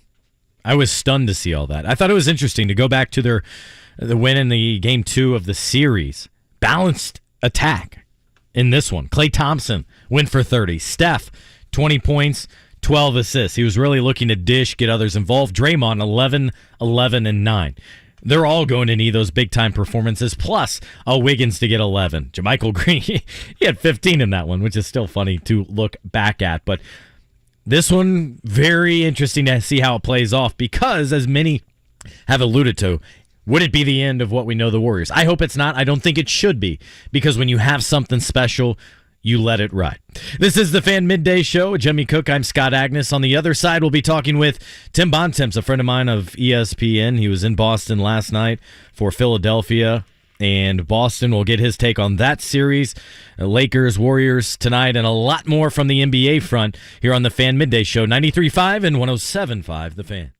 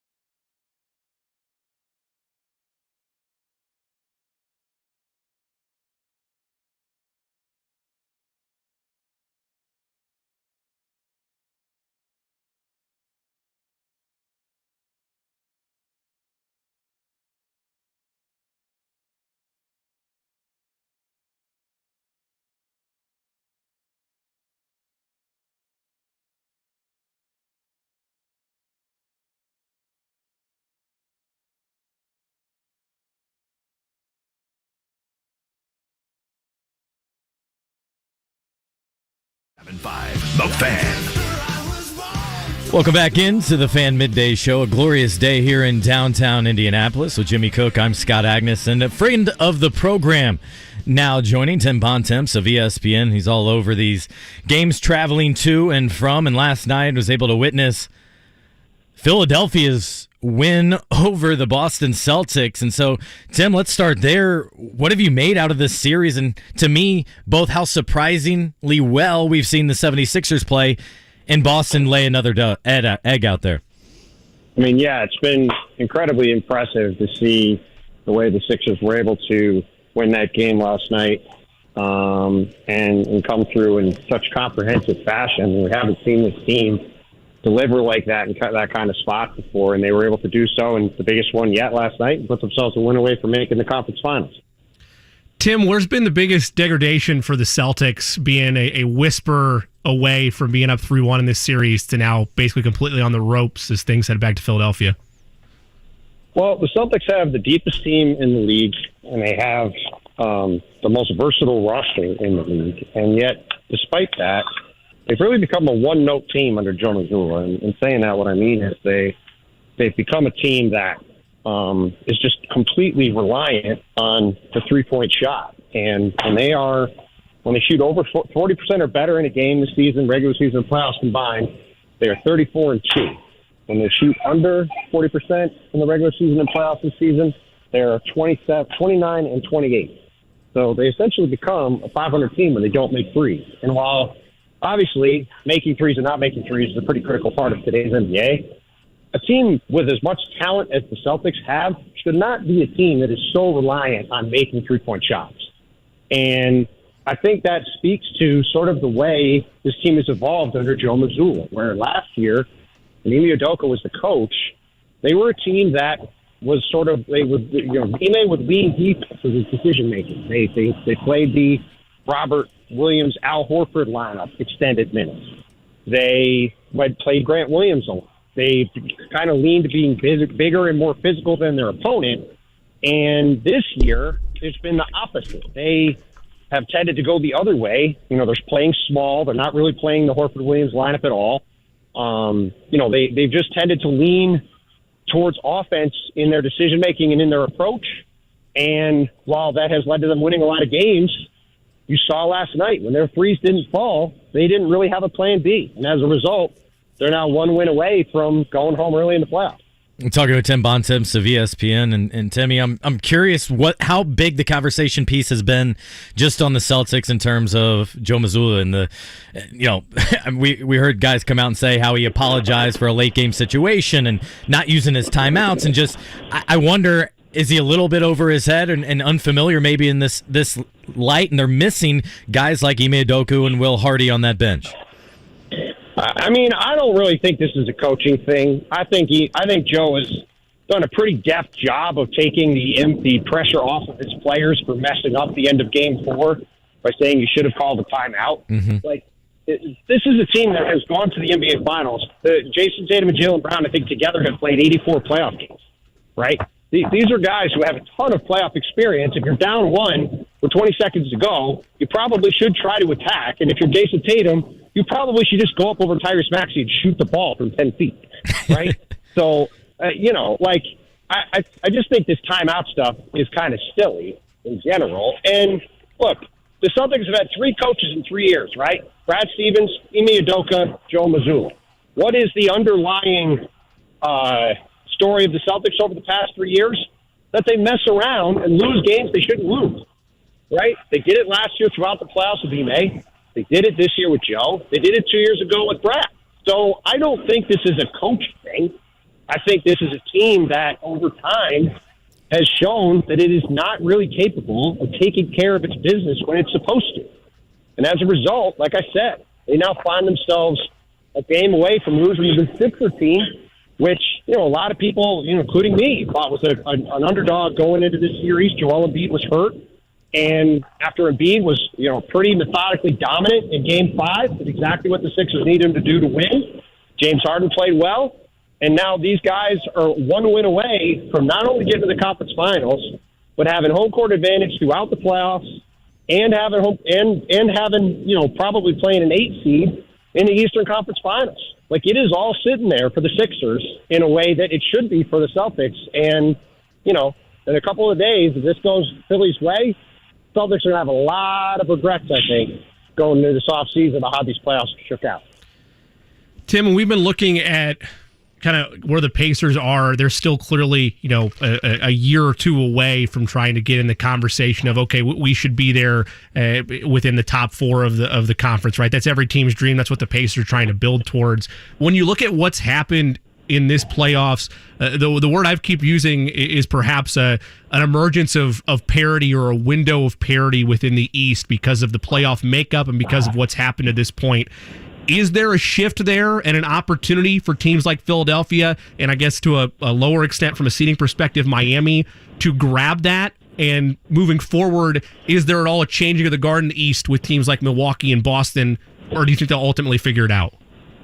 Well, I mean, look, the teams with the 3 best records in the NBA this season were Milwaukee, Boston, and Philly, right?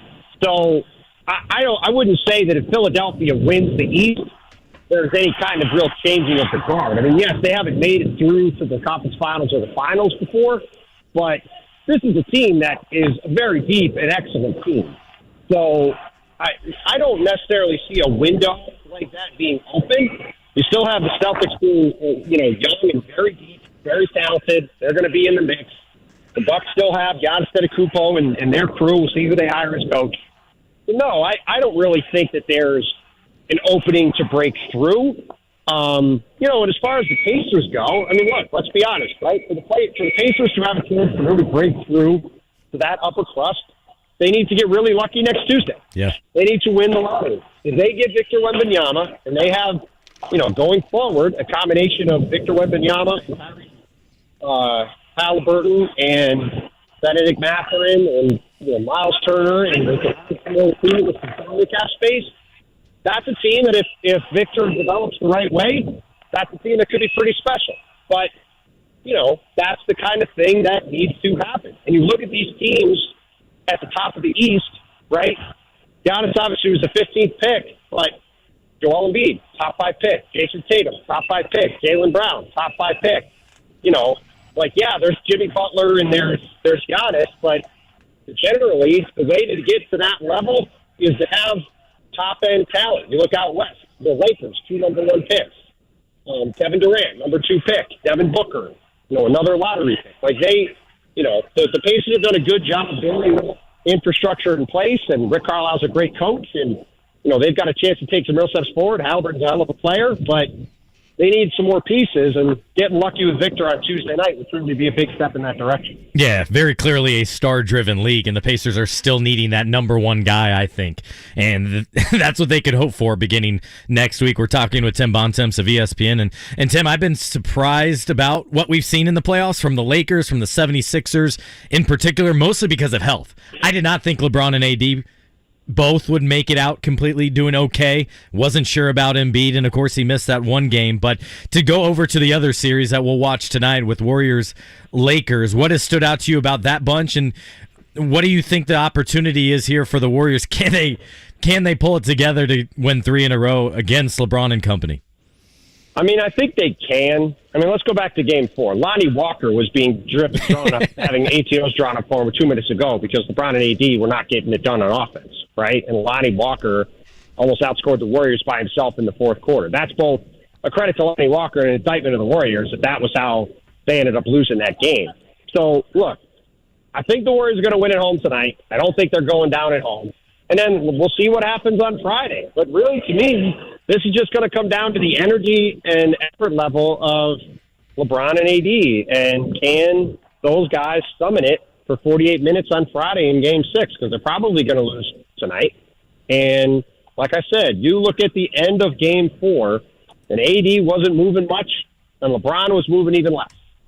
And you're talking about playing every other night for the next 5 days. It's a lot of wear and tear on those guys. And, again, what's Game 6 going to look like? I think if Golden State, I was just talking to an executive before. They said when you're in this kind of situation, you got to look at it as one game at a time. Not you got to win 3 in a row. You have to win one game 3 times. So Golden State's got to go home and get a win. And then this is a team that's won, I think, 28 or 29 straight series. They've won a road game. So they're going to feel like they can go into Staples and win on Friday. And, we'll see if they're going to be able to do so. Weirdly, it's a place that they've never played well. If you look at like Steph and Clay's shooting numbers, they've never shot the ball well there. Certainly played out that way the first 2 games. But, it's going to be fascinating. It certainly has been good theater so far, and I'm sure that will remain the case as long as the series continues. I'm sure that from your perspective, Tim, they've garnered the proper respect. But when you look nationally, is it ultimately going to take Denver raising the Larry O'Brien Trophy before we give them the proper respect they deserve? I think if Denver gets out of the West, they'll be in that position. I mean, if they beat Phoenix and they beat either the Warriors or Lakers, and they take out KD, Steph, and or LeBron in the playoffs, I think they're going to be just fine from a respect standpoint. And look, I think that's somewhat justified, right? The Nuggets have not gotten through the playoffs before. We have not seen Jokic be able to hold up in these kind of situations before. And let's see if Denver does it. Still not over yet. They still got to get another win against Phoenix. But look, I think if they get 5 more wins and get out of the West and get to the finals against Embiid or Jimmy Butler or the Celtics, I think the respect factor will be there for them, and they'll have earned it. And it'll be full credit to them. And I thought you saw in Game 5 last night, Phoenix, Devin Booker in particular, has been absolutely unbelievable in these playoffs. But having to rely on him shooting 75% on 20 shots a game and defense and handling the ball over and over and over again, I just never thought was a very sustainable strategy. And it's a strategy by default, right? Because they don't have the depth on their team. But this is why I haven't really believed in the Suns from the beginning. And it's why they're in a 3-2 hole, and why I think they're probably going to lose this series. Because you go back to Game 4, everybody remembers Devin going for 36 on 14 for 18 shooting. The reason they won that game was Landry Shamet hit 4 threes in the fourth quarter, right? And they just haven't had the depth players step up and make plays. Sometimes they just aren't really good enough to be a championship caliber supporting cast. And I think if they end up losing one of these next 2 games, that's going to be the story for Phoenix going into the summer. Can they find the necessary depth around those 2 guys to give them the help they need to get all the way next year? Tim, last thing here. Just curious, you cover the Sixers an awful lot, and Joel Embiid finally being MVP this year. You wrote today about getting this opportunity, 1 win away from Eastern Conference Finals. How much is he relishing and enjoying this as much as he is a competitor out there? The thing that stood out to me, Scott, about that game last night was just how methodically focused the Sixers were from the beginning, right? This is a team, as you guys both know, that has had its fair share of playoff disappointments and collapses and, losing to Atlanta a couple of years ago, the way they lost to Miami last year, getting drilled in games 5 and 6 of that series. And I thought during the game and after the game last night, this team is just very focused and locked in on what it has the ability to do right now with this opportunity in front of them. And you look at, Joel Embiid has talked to me a lot this year about wanting to do 2 things. He's wanted to win a championship. He's wanted to win MVP. And the reason he wanted to do those things is because he wants to be seen as an all-time great player. And he is now, like you said, 1 win away from hosting not only the Eastern Conference Finals against the seeded Heat team, but having home court advantage in the finals in 5 days. And they might not ever have a better chance than right now to get to the finals and win a title.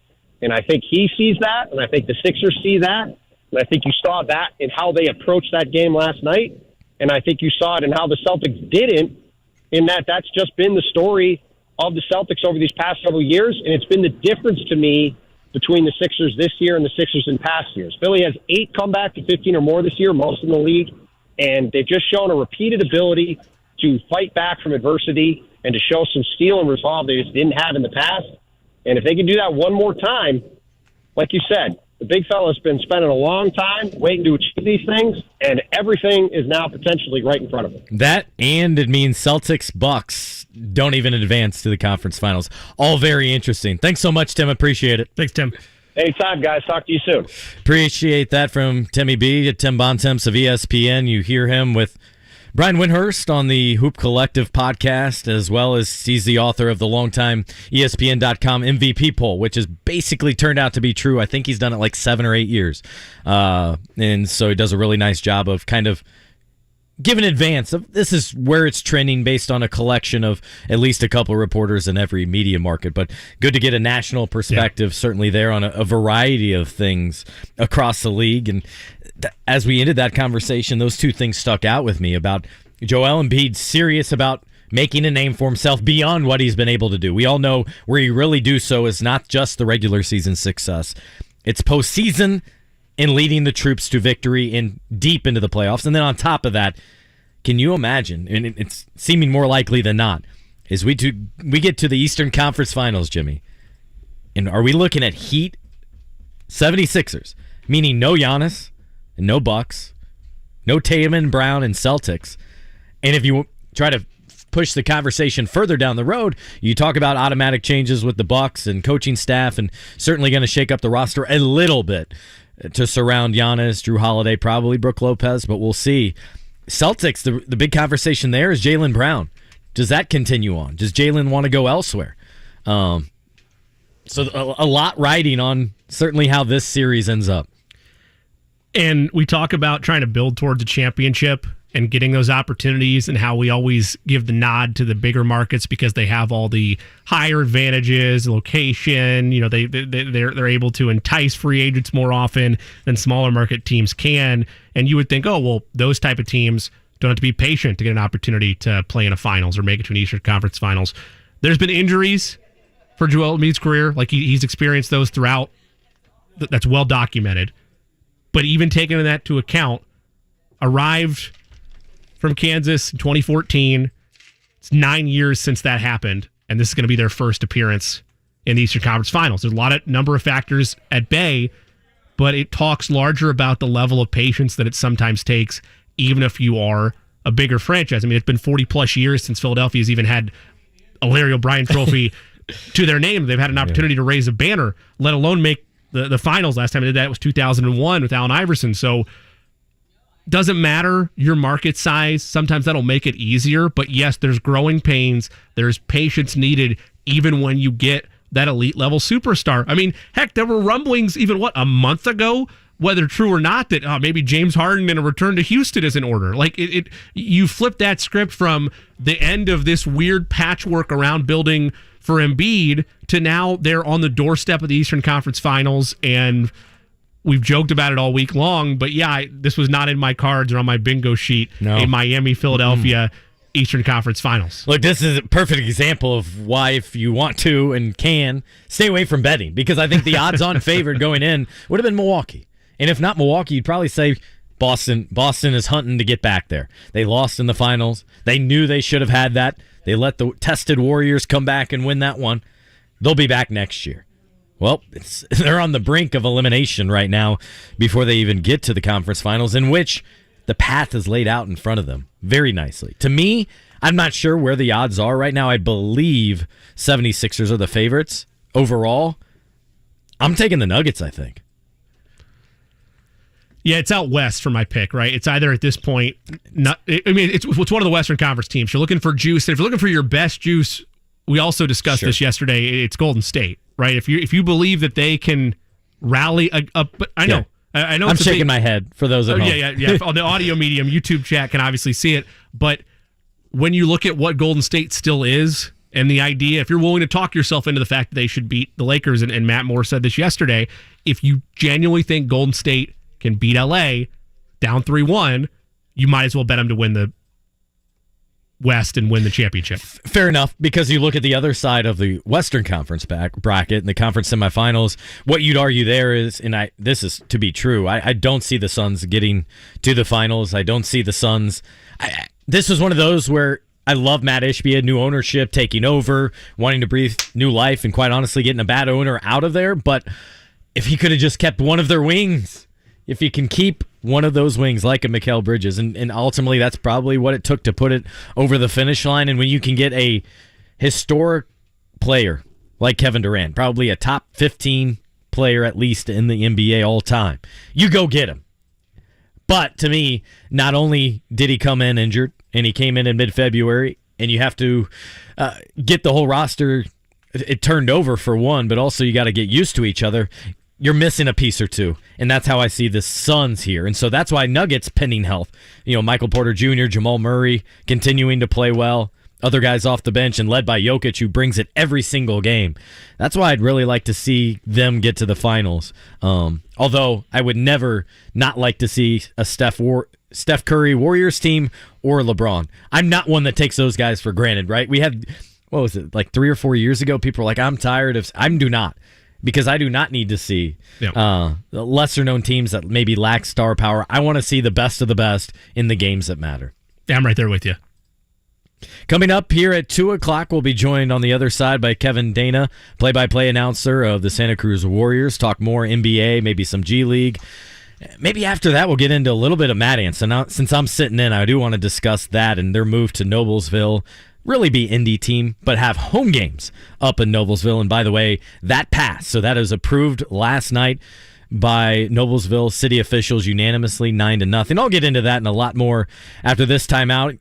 Thanks for joining us here this afternoon on the Fan Midday Show on 93.5 and 107.5 The Fan.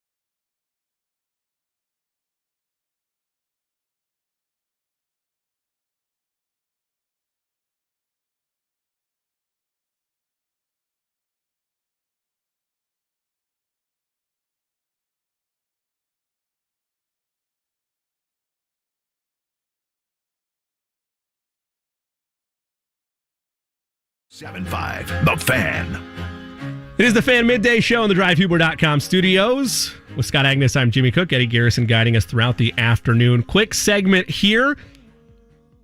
Coming around the corner, we'll have a conversation with Kevin Danna, the voice of the Santa Cruz Warriors in the NBA G League. And additionally, as we tease this to bring the Pacers tie full circle, Kevin did a number of broadcasts in the NBA app covering Victor Wembanyama. So we'll get kind of a taste of what he saw from him over the course of that season out in Paris and what in general he thought about just Victor Wembanyama's presence as a whole, what he would bring to an NBA team if the Pacers are lucky enough to hit the NBA lottery next Tuesday night. That and more, NBA playoffs, Victor Wembanyama with Kevin Danna on the Fan Midday Show when we come back.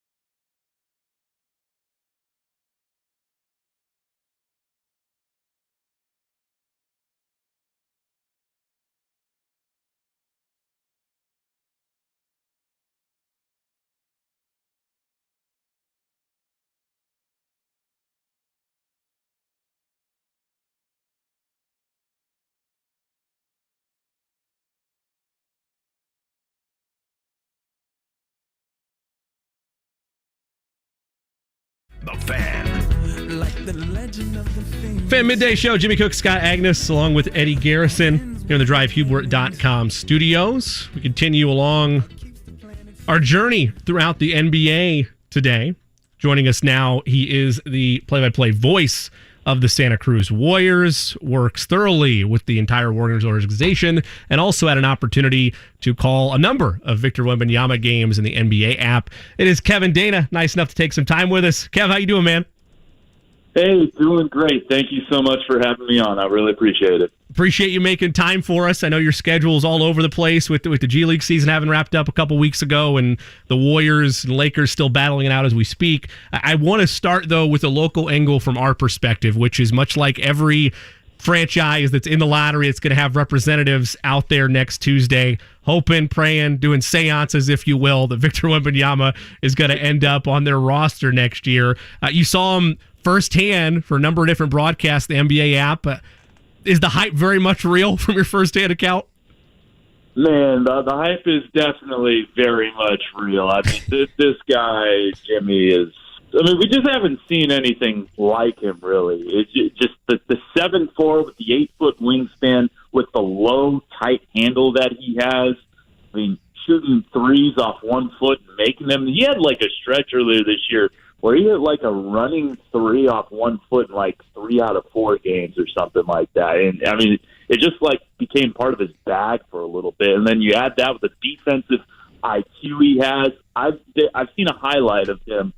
This was in a game that I didn't do, where he guarded all 5 guys in one possession and like eventually forced a miss, and I think got the rebound. And he leads the French league, which is, I think people would tell you it's like a top 3 European domestic league or top 5, somewhere in there, behind Spain, of course, and Turkey's pretty good, but he leads that league in scoring, rebounding, and blocks.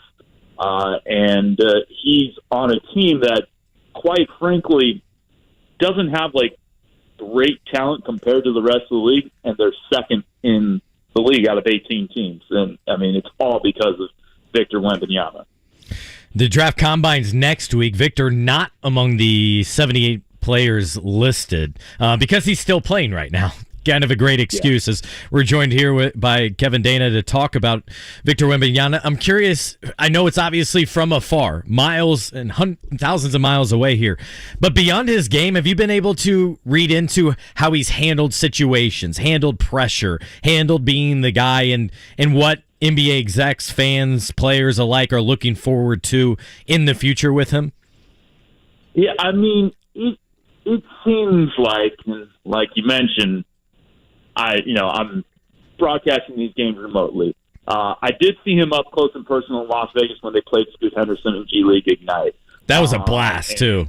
So much fun. It was incredible. That really turned into a where were you when moment. Like, hardened scouts and reporters are giggling like school children watching him do the array of things that they've never seen anyone at 7'4" do. But the one thing that does stand out is he has a very calm and composed demeanor out there. Like, he'll get enthusiastic for his teammates, and when he makes a big play late, and he had tip jam to beat his former team with like 2 seconds to go in the game, and he got really pumped up about that. But he's really calm, cool, and collected out there. And he doesn't put all of his self-worth from the articles that I've read about him in basketball. Like, he loves it. It's what he does, but he also considers himself an artist. He's into high fashion.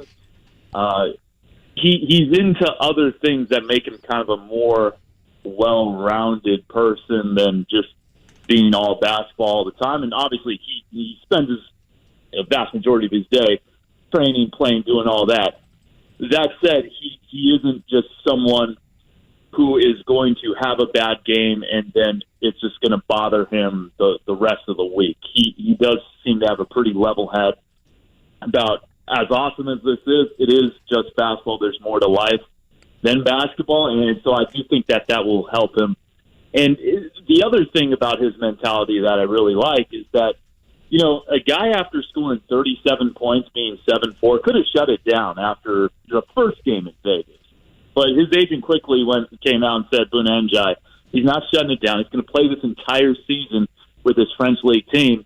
And it's really helped him kind of discover new aspects of his game, kind of explore his game. They give him the green light to do anything on the court, including taking like contested threes with 3 guys draped all over him, fading away from 26 feet. Like, he's just exploring out there, and he's still 21, 10, and 3 blocks per game. And so he has a real competitive motor.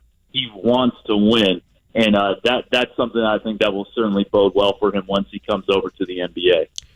Kevin Danna with us, broadcaster for the NBA, as well as the voice of the G League Warriors out in Santa Cruz. Nice to take some time with us here on the Fan Midday Show. Kevin, for years and years, the NBA has continued to magnify their goal of showing basketball goes beyond borders, that you can find international superstars continue to grow and expand the game. We've seen it with Giannis. We've seen it with Jokic. And now, obviously, we're seeing it here with Wembanyama. Obviously, those are all great things that the league likes to see. But is this the continued second or third step in it becoming more commonplace to find the next great superstars for the NBA that aren't stateside? Yeah, I think this is kind of a byproduct of, a project that David Stern started way back in the day about making basketball appealing to the masses. Kids watching the Dream Team in '92 and seeing the Americans stomp all over everyone, beating, Angola by 70 points or whatever it was, and just cruising to a gold medal. Like, those days are over because of how well the NBA has marketed itself to the world. And like you mentioned, we get the Giannis's, the Embiids, the Jokic's, and now the Wembanyamas of the world. And look, the Olympics are in Paris in 2024. The Americans already lost to France in the preliminary stages in Tokyo. Didn't beat them by much in the gold medal game. I'm not saying the French are going to be favorites in 2024. I know this isn't exactly the question you asked, but I would almost think that the French would win the gold in 2024 when you add Victor Wembanyama to that team. They might get Joel Embiid too. But it's just, more and more often we are going to see top prospects be born outside of the United States. There are a lot of good French prospects beyond Victor Wembanyama. Bilal Koulibaly, his teammates, can be a projected first-round, early second-round pick. Zachary Rissochet, who's playing for Asvel right now, 17 years old. He's like a top 5 projected pick in 2024. Ryan Rupert, who's playing in New Zealand right now, is the NBL Next Stars program, projected late lottery pick this year. Like, more and more often, we are going to see top prospects come from outside of our borders. And that's exactly what we have, at least for the last 5 years, the MVPs. All foreign players, and I forget what the percentage is, but Adam Silver mentioning something, I want to say like 30% of the league now come from outside the United States. I forget what the exact number is, but that's the way in which we're moving, just the development of the game. I think the Africa League has kind of not been what they had hoped just yet, at least, but that's why you also see, to bring it back to the G League too, you see a team in Mexico City and the G League Ignite, which hasn't really completely turned out, I think, as hoped. But we're joined here by Kevin Danna, play-by-play announcer for Santa Cruz Warriors. I'm curious, what do you think just in general of Mad Ant's nickname? So the Mad Ants, by the way, are getting a new name here, Kevin. A lot of unique names when you talk about minor league sports. Where does Mad Ants stand out for you? I loved it. I mean, I remember learning about General Mad Anthony Wayne when I made my first trip to Fort Wayne in 2013 for the first round of the D-League, as it was called back then, the D-League playoffs between Santa Cruz and Fort Wayne. 3 straight years Santa Cruz and Fort Wayne met in the playoffs. I remember my lovely nights at Don Hall's guest house a couple of miles away. I used lovely, euphemistically, I guess we could say, or that's not the right word, but anyone who's been there, they know what that hotel's like. But first off, I'm very upset that they're not going to be in Fort Wayne.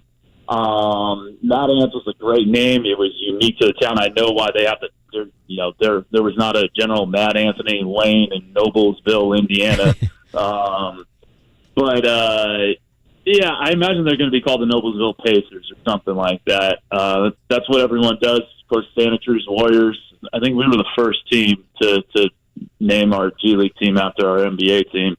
and the league didn't like it at the time. They wanted it to be something like kind of more zany and wild, like the Red Claws or the Mad Ants or the Bighorns or something like that. I'm going to miss Fort Wayne, the Allen County War Memorial Coliseum. It's unfortunate. I remember when they filled that thing up for the 2014 D-League Finals and they won their first ever championship. I was in the house for that game. It was a heck of a game. Seth Curry was playing for Santa Cruz. Of course, he's gone on to have a nice career, but part of me is really sad that Fort Wayne will be no more in the G. Kev, last G League tied question to you. Whenever we have a local angle, we like to give an update on it. I know that he wasn't there last year, but you had an opportunity at least to have former Purdue standout Trevion Williams with the Santa Cruz Warriors, now in the Capital City Go-Go. What you kind of saw from him during his time, the former Big Ten Sixth Man of the Year, playing out there in Santa Cruz in your system? He was one of the most exciting, big men in the G League this year. I mean, just to see a guy like that, like a passing big man who's kind of doing Harlem Globetrotter-esque tricks. I mean, he's not full Harlem Globetrotter and one or anything like that, but he can do some of that stuff, kind of show the ball in your face, bring it back, really cheeky behind the back bounce passes. He was a lot of fun. The downside of that play is if he didn't execute the home run pass, it was a turnover the other way. Santa Cruz gave the ball up 21 times per game this year for a good chunk of the season. I think they might have got it under 20 at the end of the year, but he had a 34 turnover game once. It was just so the downside was there was a lot of turnovers. The upside was when a highlight was made, it was awesome, and I loved watching Trevion Williams play. I was a big fan of his game, and he did some nice stuff after the trade to Capital City. And Santa Cruz got Jordan Shackle out of that, and he was a great shooter for the C-Dubs. But yeah, dude, that guy's fun to watch, man. I really am a Trevion Williams fan. There's actually a lot of Indy connections I think about. Seth Cooper, the head coach, was a manager at IU. Noel Hightower was a player development intern with the Pacers 2 years ago, and this year, a first year as a head coach. Nick Kerr, son of Steve Kerr. And so what do you enjoy most about calling Santa Cruz Warriors games and seeing these guys develop in their own careers, right? Yeah, no, I just love watching the G League. I don't know. I grew up liking more kind of underground music, if you will, and the G League's kind of the underground.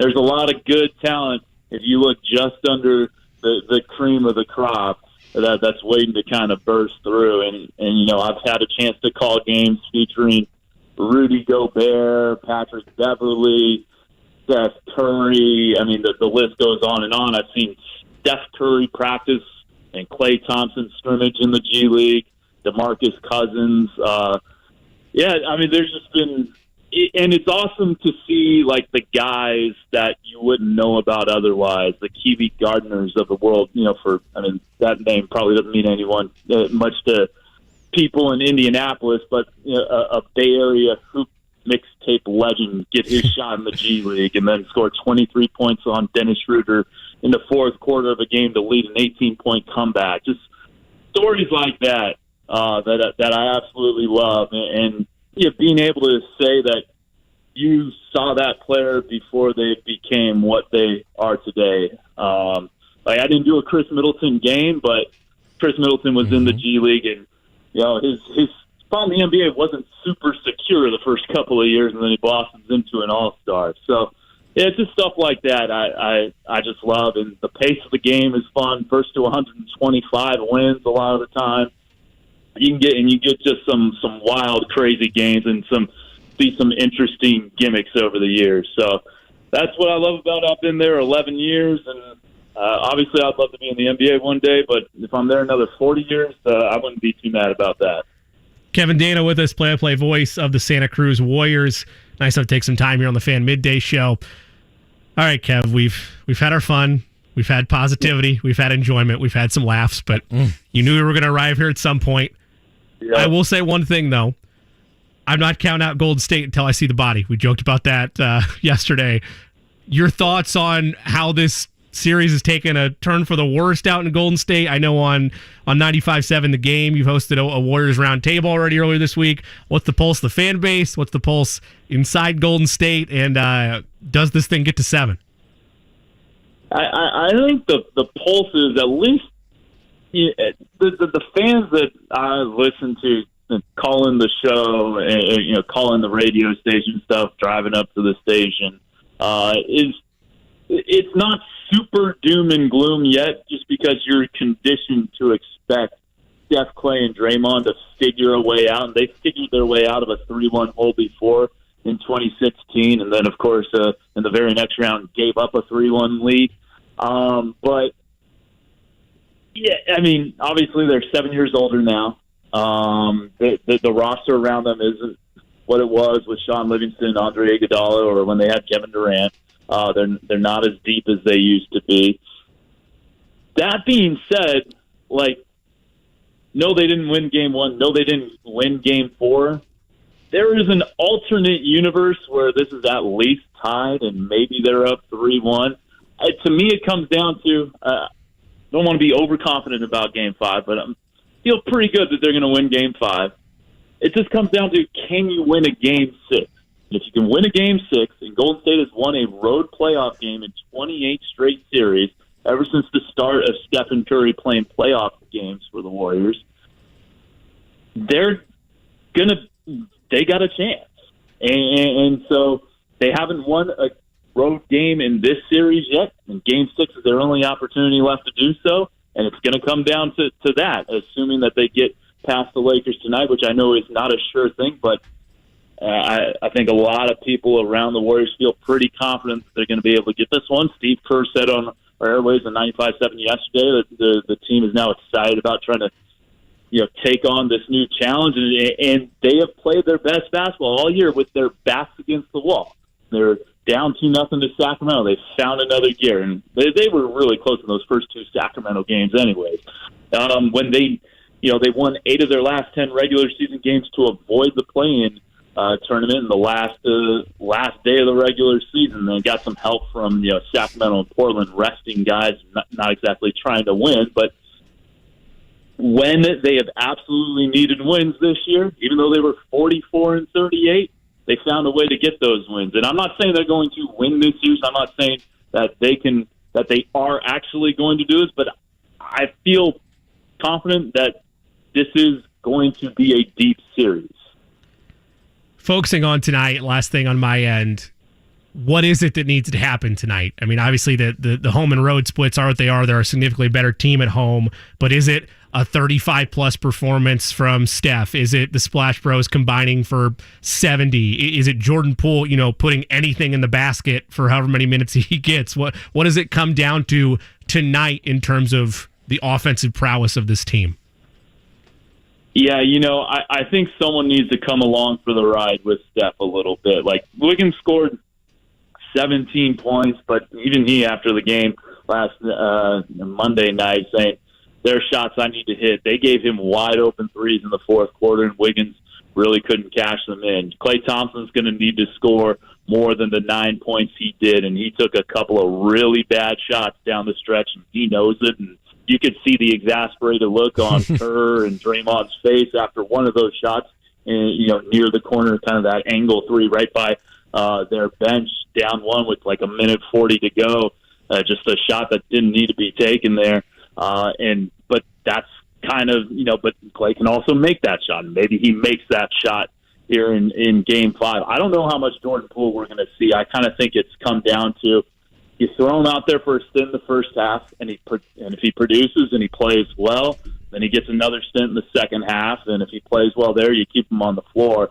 But I don't think he's a guaranteed. I mean, he only played like 10 minutes in Game 4. I don't think he's a guaranteed, 25-plus minute a night guy for Game 5 for sure, considering the way he has played. I thought they had a lot of good stuff with the GP2 getting the start. I wonder if he's going to start again today. I have no idea, but he got layup after layup after layup when they were involving, he was being guarded by Anthony Davis, and they were involving him in the screen, and then there was nobody to protect the basket, and it was just open layups all day for GP2. I imagine Darvin Ham will have an adjustment for that should GP2 get the start again. But look, yeah, Stephen Curry was tremendous, even though he was 3 of 14 from 3 in Game 4.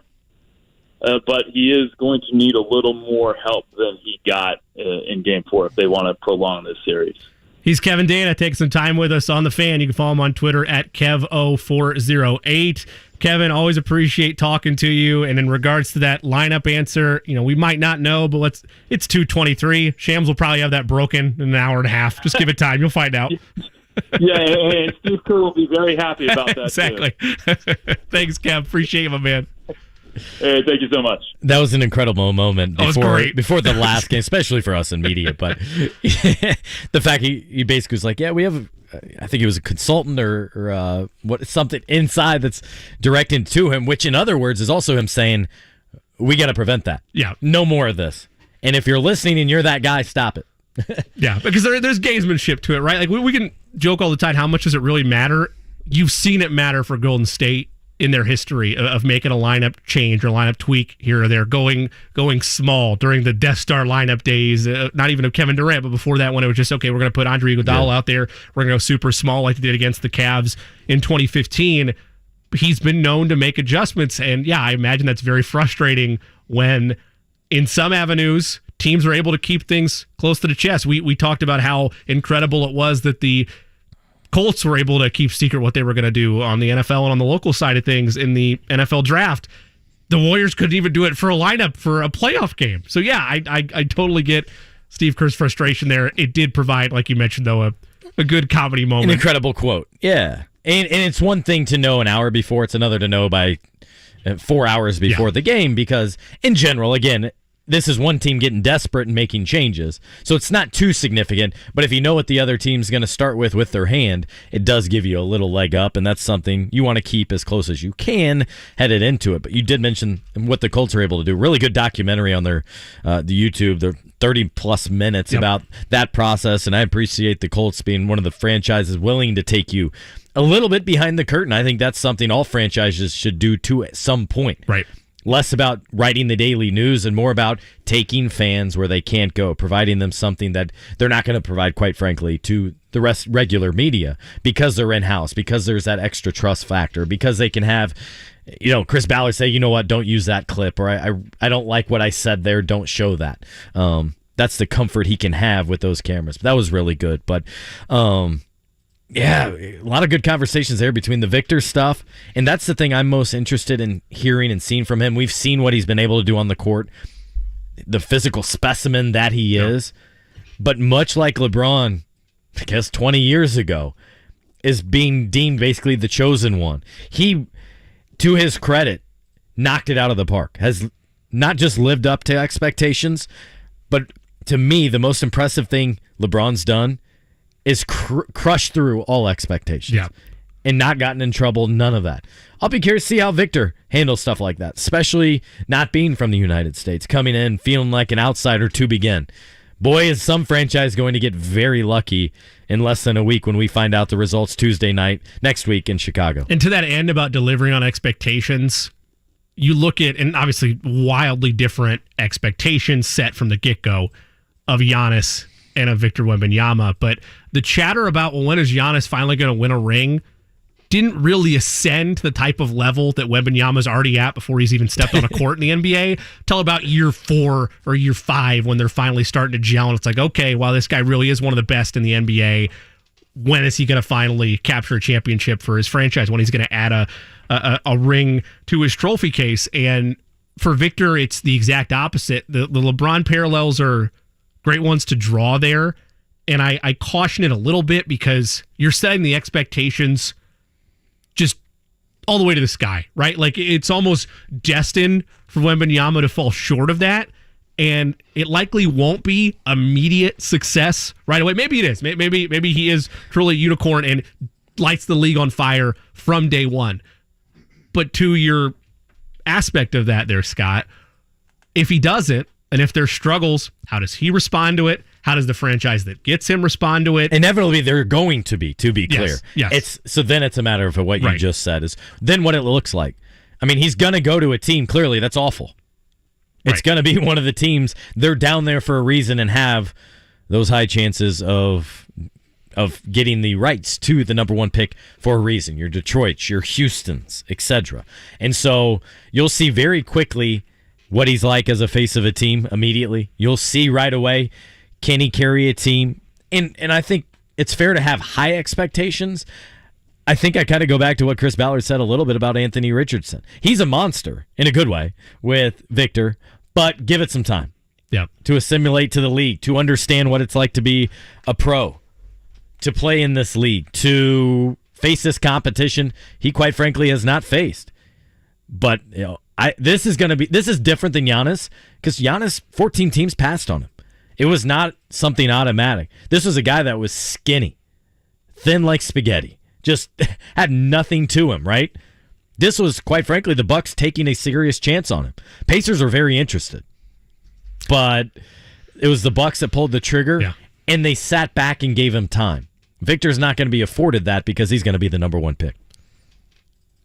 I want him to end up in Indiana like everybody in our listening audience and our airways does. Literally anywhere but Detroit. I don't want to see him in division. See, I think Detroit would be a really good situation, though, for him. Oh, don't get me wrong. To be clear, that's why I don't want him there. I don't want to be looking up within division for the next 15 years. And I'm going a different way. I want to like the Colts though, where the Pacers had the chance to trade up. Sure. I mean, you go back into, and obviously the Pistons probably wouldn't have had as bad a season as they did if injuries would have gotten involved for a second straight year. And then they conveniently lost. Those two. Yeah. So exactly, you have a pathway, and then you are able to manipulate. The one I don't want is Houston. They don't deserve it. I think that franchise has been run poorly over the last 4 or 5 years. I get that. San Antonio would be really interesting. Would this be the last go around? It would be the last go around for Pop. He's great with international players, as we saw with Manu and Tony Parker. Yeah, exactly. Those couple guys.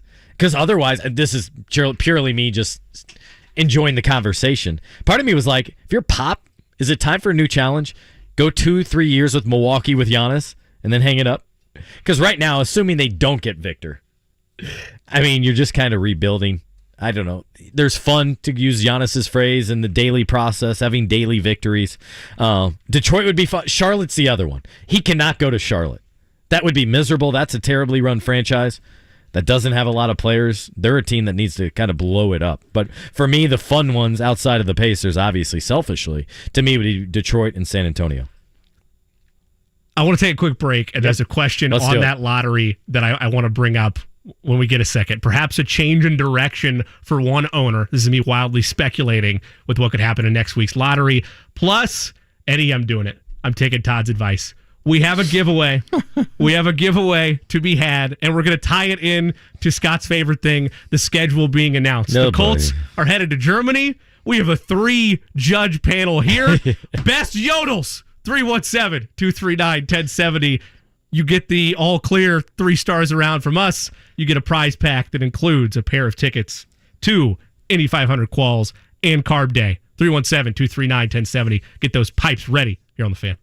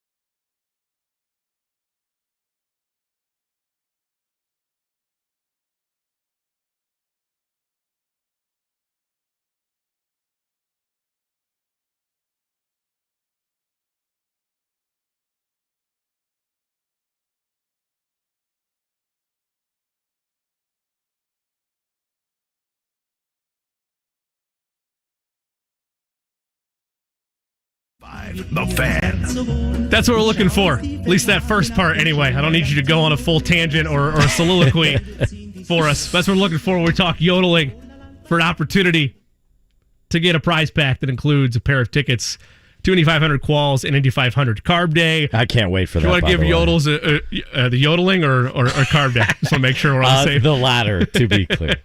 Give me Carb Day. I'm ready for qualifying. Let's make Bump Day in the top tier group going. Oh, I love it. Right Give me there. weather like this, by the way. Oh, picturesque. Fantastic. Well, if you want an opportunity at that, 317-239-1070.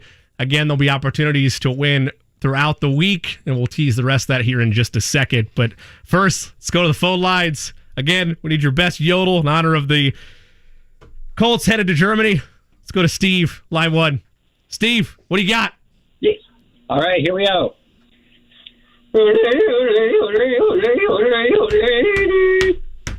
All right. All right. I'll take that. Steve. That was a good start for us. We've taken your sample. And the willingness to be bold. Yeah, appreciate that. That's half the battle. The whole thing on this entire process is an A for effort to begin with. Just call it in. That's not going to get you a prize pack, but hey, it at least talks about the type of person that you are. As Eddie still takes a couple more calls in this contest. Coming in. Let's go to Mark again if you want to join at 317-239-1070. Mark, the floor is yours. Best yodel. Yodelay, yodelay, yodelay, hoo. All right. That's Mark. Last one. At least at this point. If you want to jump in, now's your chance. 317-239-1070. Danny, best yodel. What do you got?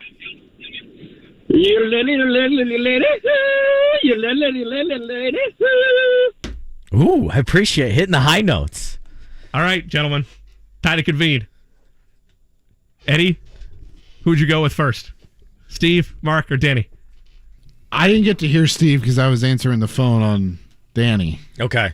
Okay, so you're off of that. Okay. I think I'm going to roll with Danny. I like the energy. I like the high notes. He held on to it a little long, in good, meaning good. Well, hold on. We're going to throw him on. We got one more. Okay. Caller 4, mystery caller. Who is this? And let's hear it. All right, this is Jim, and here we go. Appreciate it. Thank you. Hey, so we got 4 to work with right now, Jimmy. We understand, how chaotic and put yourself out there in this regard it is. I'm with Scott. I love the high note aspect of it. I'm going to go Danny. So that effectively eliminates Eddie. We got one more. Do we want to throw him in there? It's up to you guys. Throw him into the fire. I don't know who it is. Bring it on. One more and then we're done. All right. Caller 5. I don't know who caller 5 is. This is Joel. Bring it on, Joel. All right, you ready? All right.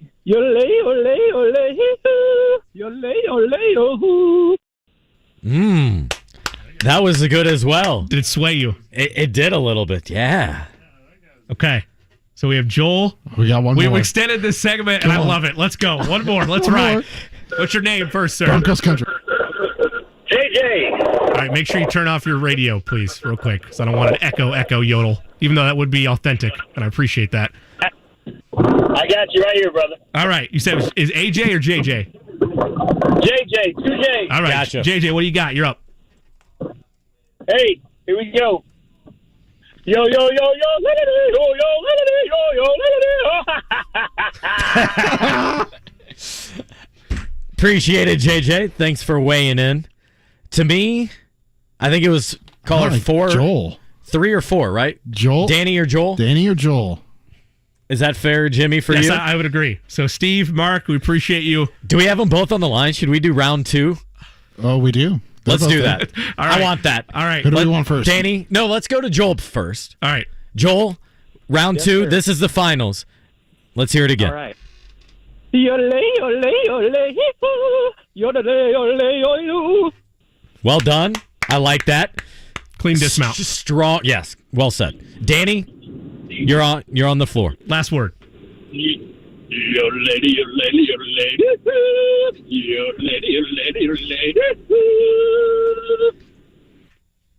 Man, he hit the this note is and tough. he held it. I'm going This Joel. is a tough one. I'm going Joel. You figure it out, gentlemen. The high notes for me was it. I think I like Joel. Oh, well, my vote doesn't Eddie? matter then. All right. Joel, it is. Joel, congratulations. Congrats. And by the way, thanks to everyone Yeah. for joining Everybody, this across the board. segment and being willing to put yourself out there and have a little fun with us, right? Indeed. Hang on the line, Joel. Again, that'll be a prize pack that includes a pair of tickets to any 500 Qualls and Carb Day. If you would like to stay a part of contest opportunities, go to 1075thefan.com. There's a way you can enter online as well. And we're giving away a 4-pack or a 2-pack of those respective events. Again tomorrow, back to trivia, though. That's a phenomenal prize pack, too. Yeah, it is. Well done. It's as good as any as you could hope for and well earned today, no doubt about that. All we need is that IndyCar sound, Eddie, and that's another pep of coffee for me right here. No kidding. Before the break, Jimmy, you were teasing something. I was. It's still sitting in my head, ready for that tease. You remember what that was? Do you want me to break it out, or do you want me to leave it on the table for when we come around the other side? I'll tease it again. I'll tease it again. NBA draft lottery. There's been talks of a potential shift in ownership once again in the NBA. Does the idea of Victor Wembanyama maybe change that? Plus bets around the corner as well to close the Fan Midday Show with Jimmy Cook and Scott Agness here on the Fan.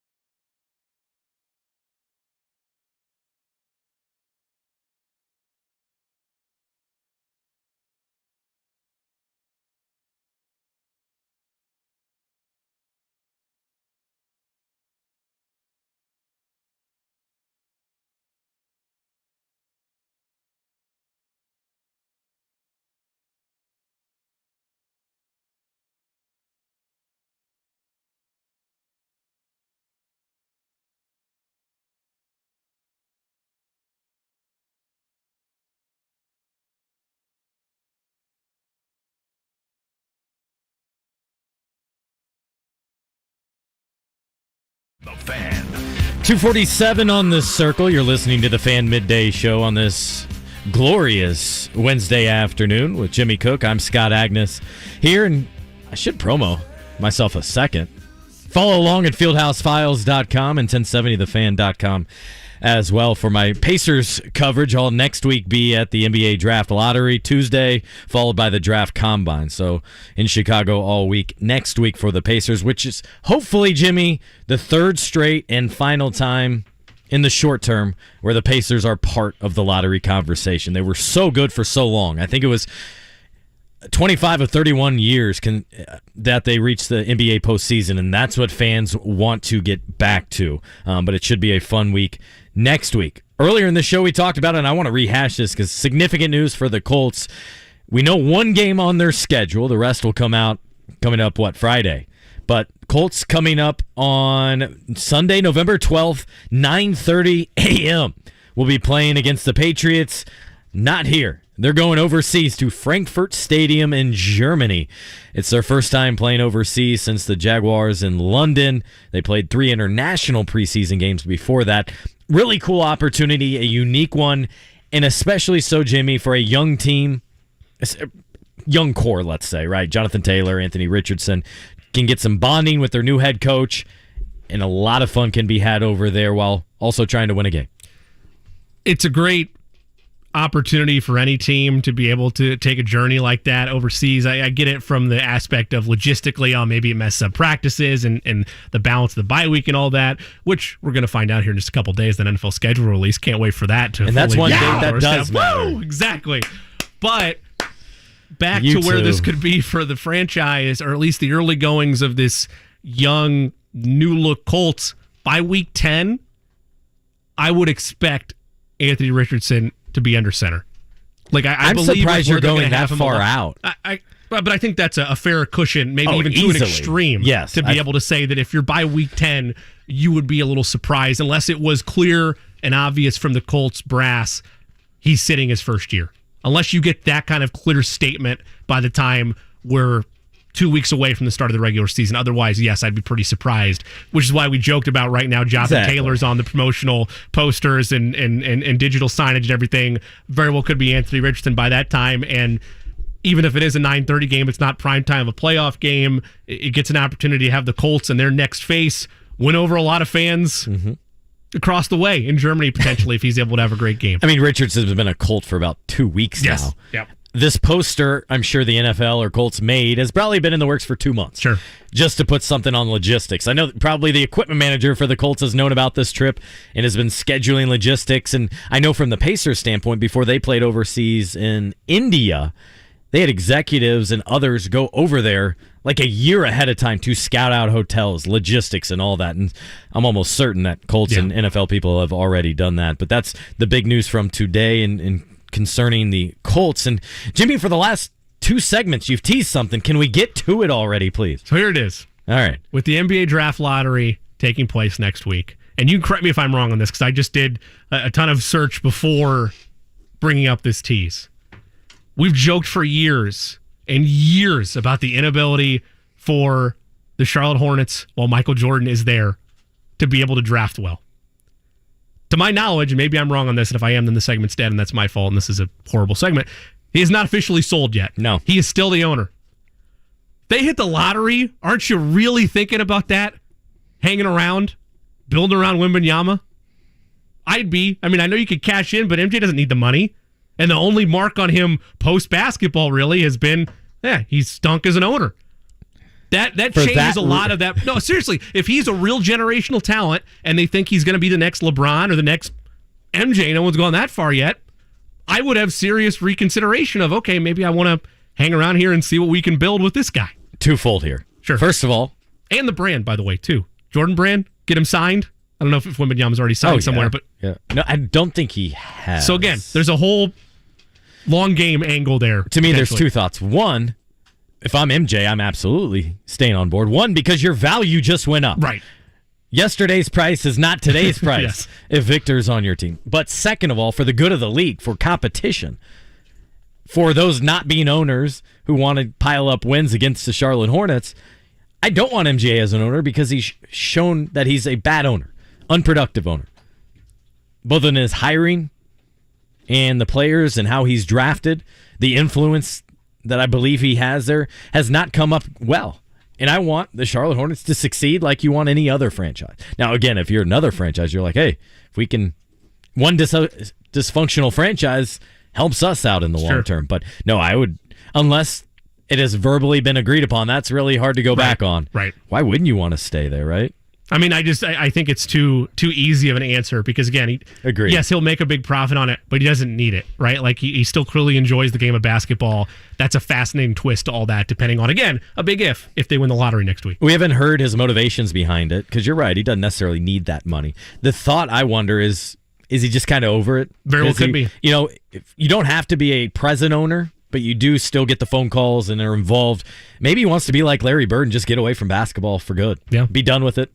Maybe show up occasionally at an NBA, when they honor the top 100 players of all time. Maybe he just wants to step away for a little bit and all of that. But as we wrap up this show today, it's been a good one. Joel Erickson, Tim Bontemps, as well as Kevin Danna joined the show. And as always, with my partner Jimmy, it's time for that special segment to end each show. The Jay Cook Plays of the Day. This is me, all right? I'm not a athlete. This is my way. This is how I win.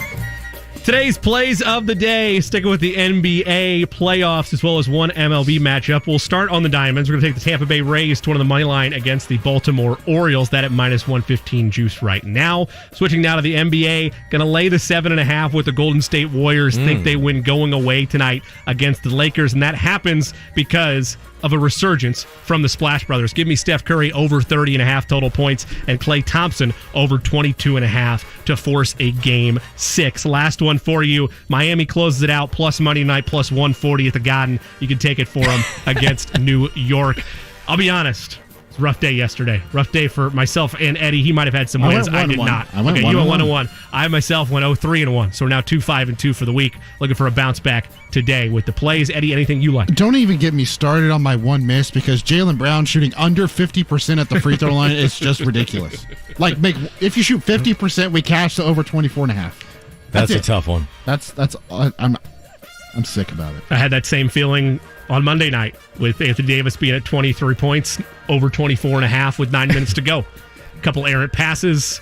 The Lonnie Walker show broke some hearts, broke my wallet. They're not exactly the same, but aren't you a little concerned for the Warriors that the same thing might happen like the Celtics last night? Where who among us thought the Celtics would not win, and probably in a dominating fashion? No way would they lose at home. No way would they not take the lead in the series. They are the better team.